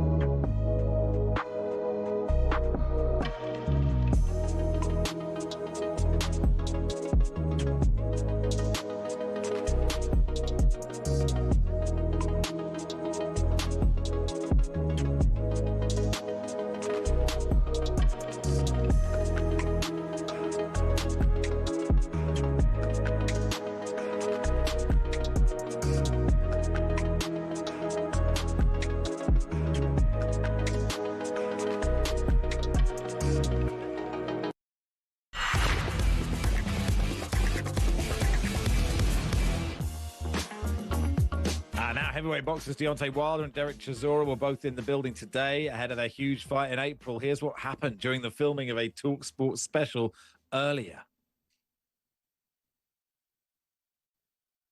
I wanted to move you on to Tyson Fury. I don't want to talk about him. No, you're going to. We're here about. No, but you're going to. We're not going to talk about him at all. But as part we're not going to talk about him at all. Understand that? No, fair enough. All right, then. So let's move on. It's all about Derek Chisora, and that's it. I understand that. The only back, baby. Y'all understand that? You better be. April the 4th is going down. The only reason at the O2, you better be there. Fabulous. You'll be a square. The only reason I mentioned it is because it's part of the shtick that goes with you. And I missed you first time round when you came in here 3 years ago, when you were in your pomp 4 years ago doing Bomb Squad and all that sort of stuff. And I have always wanted to have a conversation with you because you've made observations about Fury. I have my own views on Fury. And you've called him a cheat. And it leads me the biggest in boxing. Yeah, but it leads me to a conclusion. Biggest in boxing. If somebody practicing, taking their stuff out of their gloves in training, what you think they're going to do in the fight? Yeah, but... That's all I got to say about that. I want to put something to you about you, right? And Fury just happens to be the hook for it. That's all I got to say about him. You talked about being cheated in that fight. You talked about water being spiked. You talked about your Game of Thrones outfit being too heavy for you. I didn't say that. You said it was too heavy for you. I didn't say that. Okay, well I might be wrong on that one. You talked about the long. Y'all took a journalist that said something because y'all, everybody wanted to come in. Oh, wow, this boom, boom, boom. You talked about a long count, right? And then you talked about the trainers, Mark Breland not being good enough. No, I didn't say he wasn't good enough. So what I'm asking you in all of this is, it sounds to me, given the character that you are, that's like a little bit flaky. You lost those fights, and those fights were lost. And you saying that someone like Fury cheated you in those fights, I think is kind of disappointing to me. You can say about what you want. I know the truth. I have the facts. Okay. Understand that, because when the documentary and everything the story come out, I'm gonna show every thing. Fantastic. I'm gonna get all the people that know, and all the people that's in the inside. He got people that the inside of him that can know. I don't give a about that. I'm not a Fury fan. I don't give a about it. I said we didn't want to bring him up in the first place. It ain't got to do with him. Fair enough. Okay. No, I may not be. Simon and I may not agree on many things, but some good punchy questions there from Simon Jordan. Credit to him. Spencer Oliver was sitting there watching that, not saying much. What was going on, Spencer? Well, listen, boys, I think if you were sitting there, I don't think you would have said too much either. And, I think that 9 times out of 10, I'd have Simon Jordan's back. But when Deontay Wilder exploded, you could clearly see the bronze bomber was back. He jumped out of his seat and he just went wild. I think that, what pushed the button, if you like, if what poked the bear was the fact that he mentioned Tyson Fury, and, he's got a long history with Fury, and we know the accusations that he's always put that Fury had cheated, taken stuff out of his gloves and the drug taking and all of that sort of stuff. And, he just exploded. All I will say is the full episode will be out tonight, Talk Boxing. And guys, you need to see this because, that was a tiny snippet of what we actually got. Deontay Wilder, he went absolutely bananas. And Derek Chisora, he had a little go as well. So, look, Simon Jordan done a good job. He kept his composure and he kept in there. But as you could see, That's the first time I've ever been worried for Simon Jordan. Well, do you know what? It was the first time I've actually ever been worried for Simon Jordan. We know he's outspoken and he was sitting there. And to be fair, he kept going back and he kept pushing it with Deontay and he held his own with Deontay. But there was a moment there, when you'd go like, I don't know how close this is before it really explodes. And then he Deontay Wilder just lost his stuff and Derek Chisora also as well. It was an unbelievable. It was the wildest thing that I've ever been involved in my time in boxing. Wow, good stuff. Okay, thanks, Spencer. Thank you, Spencer. You can watch that talkSPORT Boxing special with Simon Jordan, Spencer Oliver, Deontay Wilder, and Derek Chazora later tonight on the talkSPORT Boxing YouTube channel. Time for this. Paddy's Challenge on talkSPORT with Hawksby and Jacobs. What critics are calling one of the many radio quiz segments happening this week. Paddy Power. 18+ BeGambleAware.org. Okay. Time now for Paddy's Challenge, our quiz for charity in association with our friends and official betting partner, Paddy Power. In the challenge, we put our knowledge of the wonderful world of sport to the test with the chance of raising lots of cash for our nominated charity, Sporting Memories Network for me, the Rowcroft Hospice for Charlie, here with managed proceedings and ensure fair play. Guest quizmaster, not Fletch, but Max Scott is here. Hello, Max. Good afternoon, boys. So just as a reminder, in Paddy's Challenge, you'll each be asked 3 multiple choice questions posed by the voice of Paddy Power, Alistair McGowan. The winner will be the player that scores the most points, and in the event of a tie, you'll both win the chance to raise some cash for your charities. Last time we played, Charlie won and backed both Arsenal and Barcelona to win their respective Champions League matches last week, and that's exactly what happened. Arsenal beat Kairat 3-2.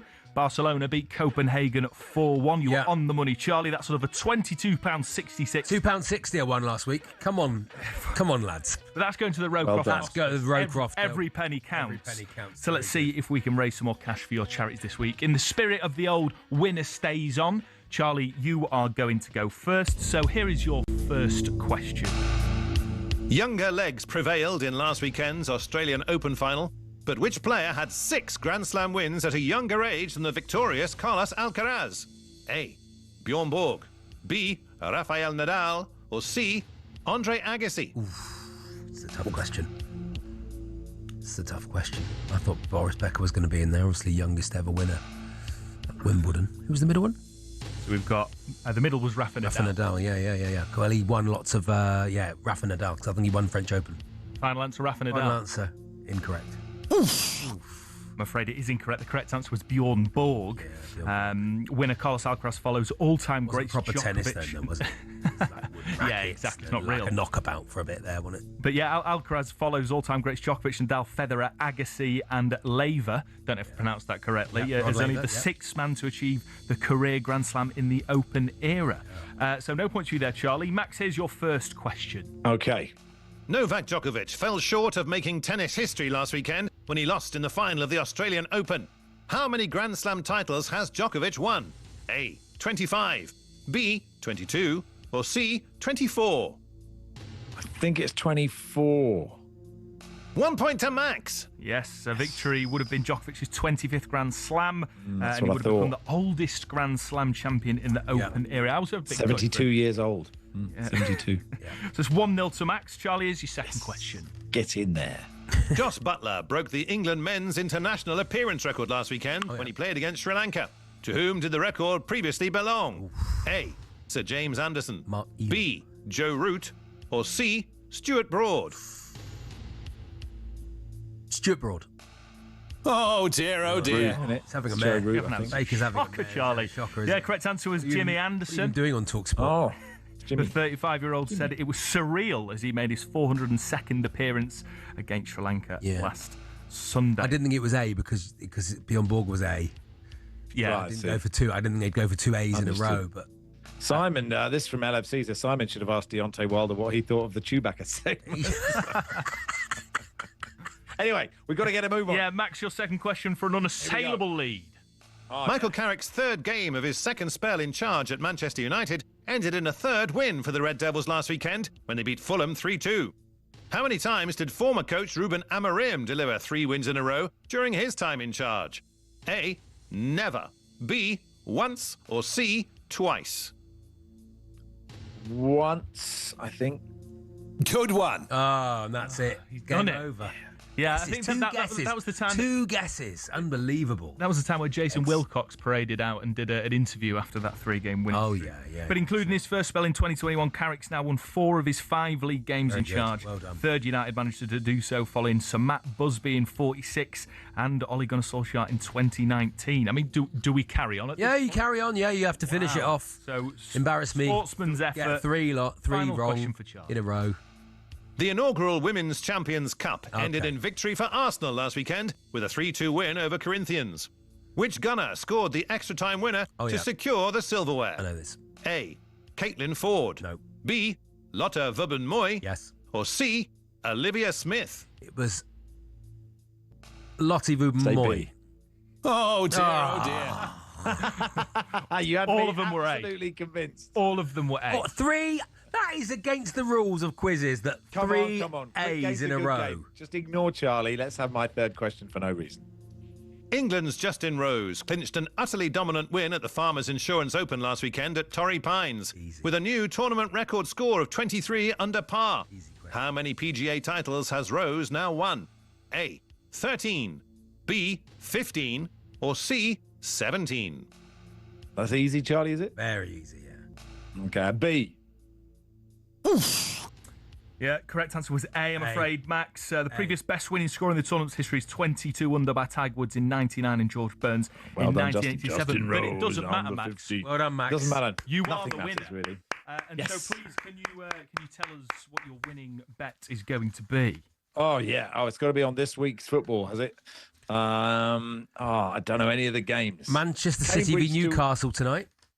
Okay. Man City to progress. There you go. We'll make a pound. Very nice. Whatever. Well, there we go. Make a pound. Well, thank you very much. Done. Great bet. Great Thanks, competition. Max. Thanks, Max. Great time. Really good at it, Max. That is this week. Thank you very much. Challenge in the book. Thanks to our friends at Paddy Power, 18+, gambleaware.org. Thanks. Paddy's Challenge on talkSPORT with Paddy Power. 18+, gambleaware.org. Finally, a good Max broadcasting on this programme. Lee Clark will join us in just a second. We'll look ahead to Man City, Newcastle. And, of course, we have one very good Chewbacca voice note to come.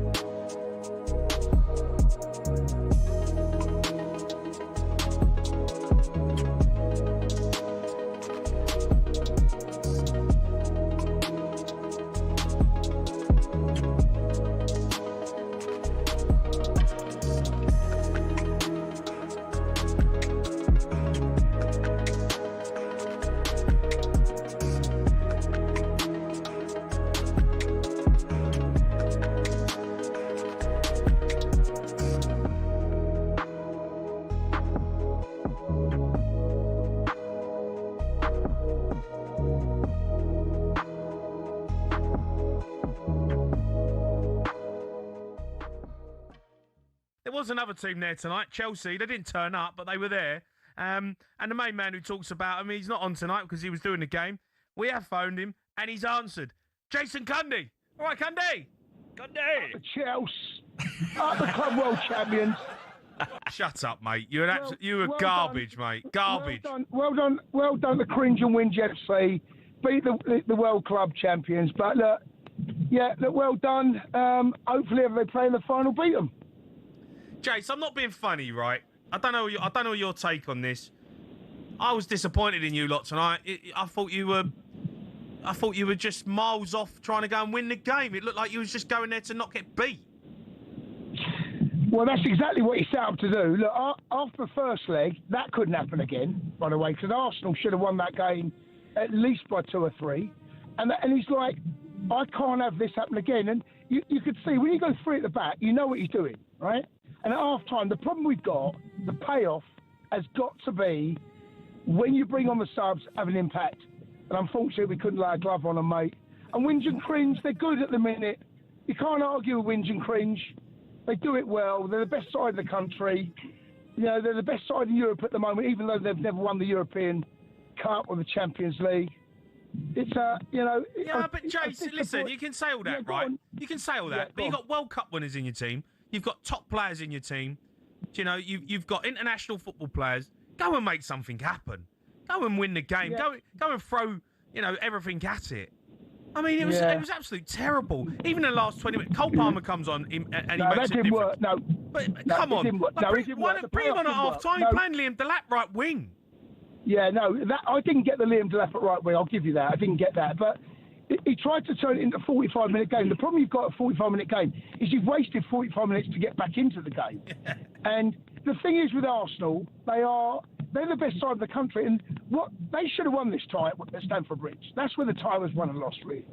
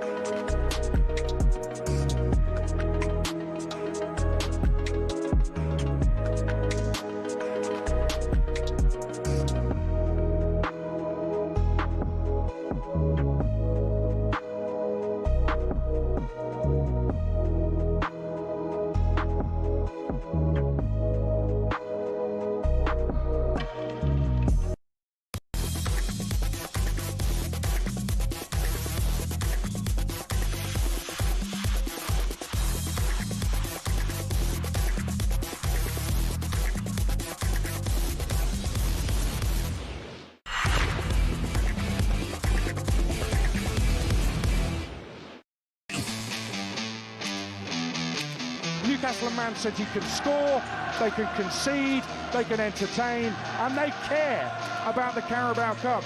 Don't take your ears off this one. Inside the penalty area, Turkey fires it in. It's Newcastle 0, Manchester City 2. It's not as bad as sometimes the noise on social media can make out. And yes, coming on the back of a 4-1 defeat at Liverpool. To start winning games, we have to start having the mindset we can beat anybody. And I believe that it's in there. I do believe that we can. Tottenham 2, Manchester City 2. And from 2-0 down, somehow, Spurs back on level terms. The way that they capitulated in the second half, they didn't look like champions. Now we have a semi-final to reach a final next Wednesday and continue. This is what they have to do. Live commentary tonight at Man City Newcastle in the Carabao Cup semi-final. City 2 up. Adrian Durham, your host for that. Sam Matterface and Stuart Pearce, your commentary team. Let's talk to the former Newcastle midfielder Lee Clark. Hey, Lee. Lee. Hi, Max. Hi, Charlie. Always nice to chat. How did Newcastle, but we saw Chelsea a goal down, sort of be quite cagey to start with and then sort of try and go for it, but not quite managing it. It's a difficult position that Newcastle are in, isn't it? Because if they concede, the game's done, but they got to score twice.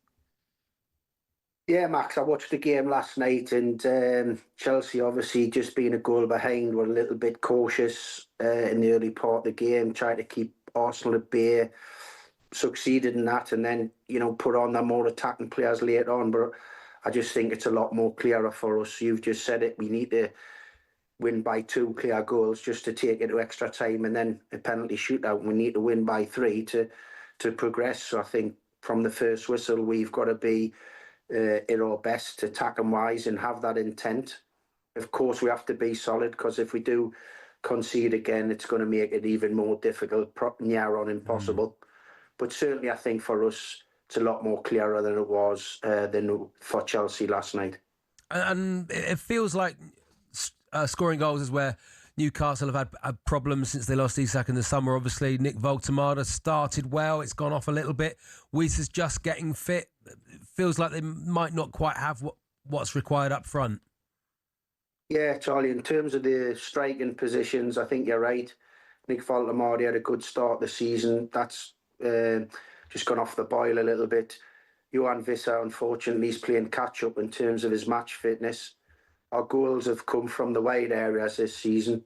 Yeah. So it's gonna be difficult. It's always difficult for Newcastle at Man City. I mean, seen some stats today. The last 11 games, we've lost 11, scored 3, conceded 37 at the Etihad. So that's not a great start. We're trying to build up the tension to this game, Lee. Don't. They can do it, Lee. They can do it. Max, we're the holders of the Carabao Cup, and That's it was true. the greatest day I've ever experienced as a Newcastle United fan or player. It was phenomenal, and I want that to happen again. I want to be there again in a few weeks' time. So we're not going to give this up lightly. There's thousands going to the game for support Newcastle United, and we hope we can do it. We've given ourselves a tough task. I was at the first leg. Man City played some sensational football, but as we've seen at the weekend, they still played some great football against Spurs, but they can be got at the back. They're not 100% secure defensively. So, it's up to us. It's a big ask, but definitely we can do it. I mean, there's been some tough asks over the last couple of years when Eddie's been the manager, and we've delivered results. And actually, I think that's the most impressive performance I've seen from Newcastle was at the Emirates in the semi-final last year. I know it's slightly different, but they can turn it. It's been an odd season, I think, for Newcastle. This is a very stop-start. But if they can channel what they did last season, it's possible. Absolutely, Max. I think I'm certainly a glass half full man in any way, but I'm still positive about this group of players. They've given us unbelievable times over the last couple of years.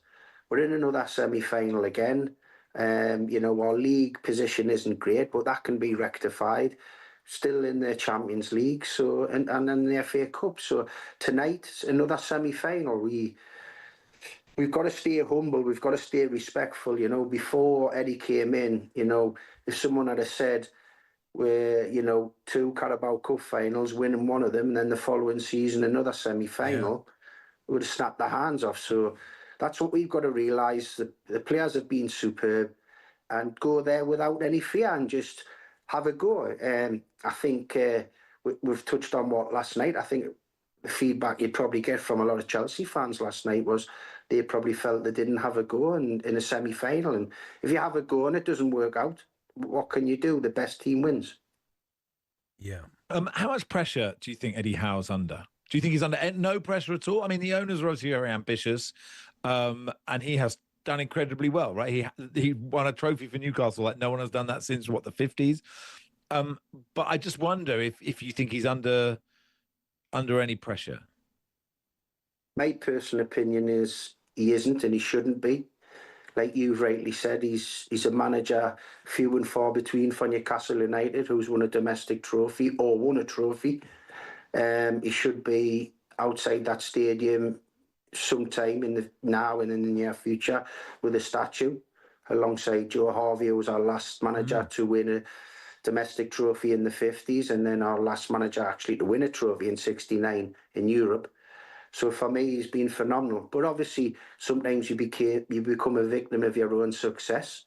And Eddie could potentially be that with the way we work in today's football. It's cutthroat, you know. You see managers losing jobs after being really successful, etc.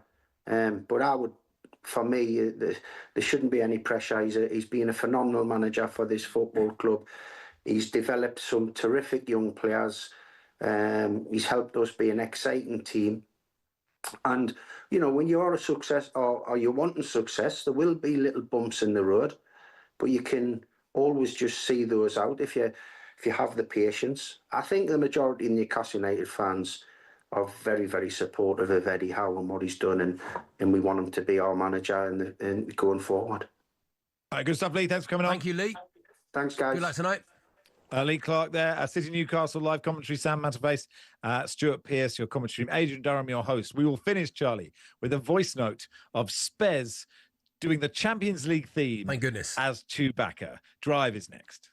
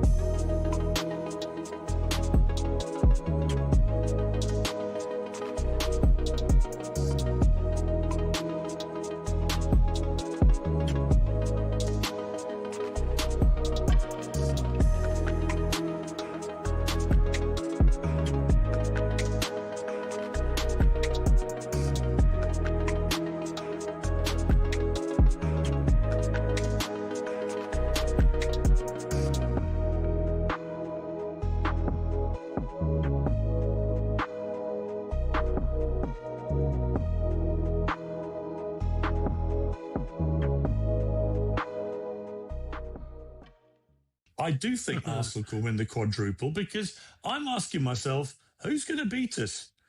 Who in world football? Who in world? I'm serious. Who in world football right now is going to beat us? We are the best squad. We are the best squad assembled in the history of world club football. Piers, Manchester United managed to do it the other week there, right? Now, I accept Arsenal are absolutely flying, and you have.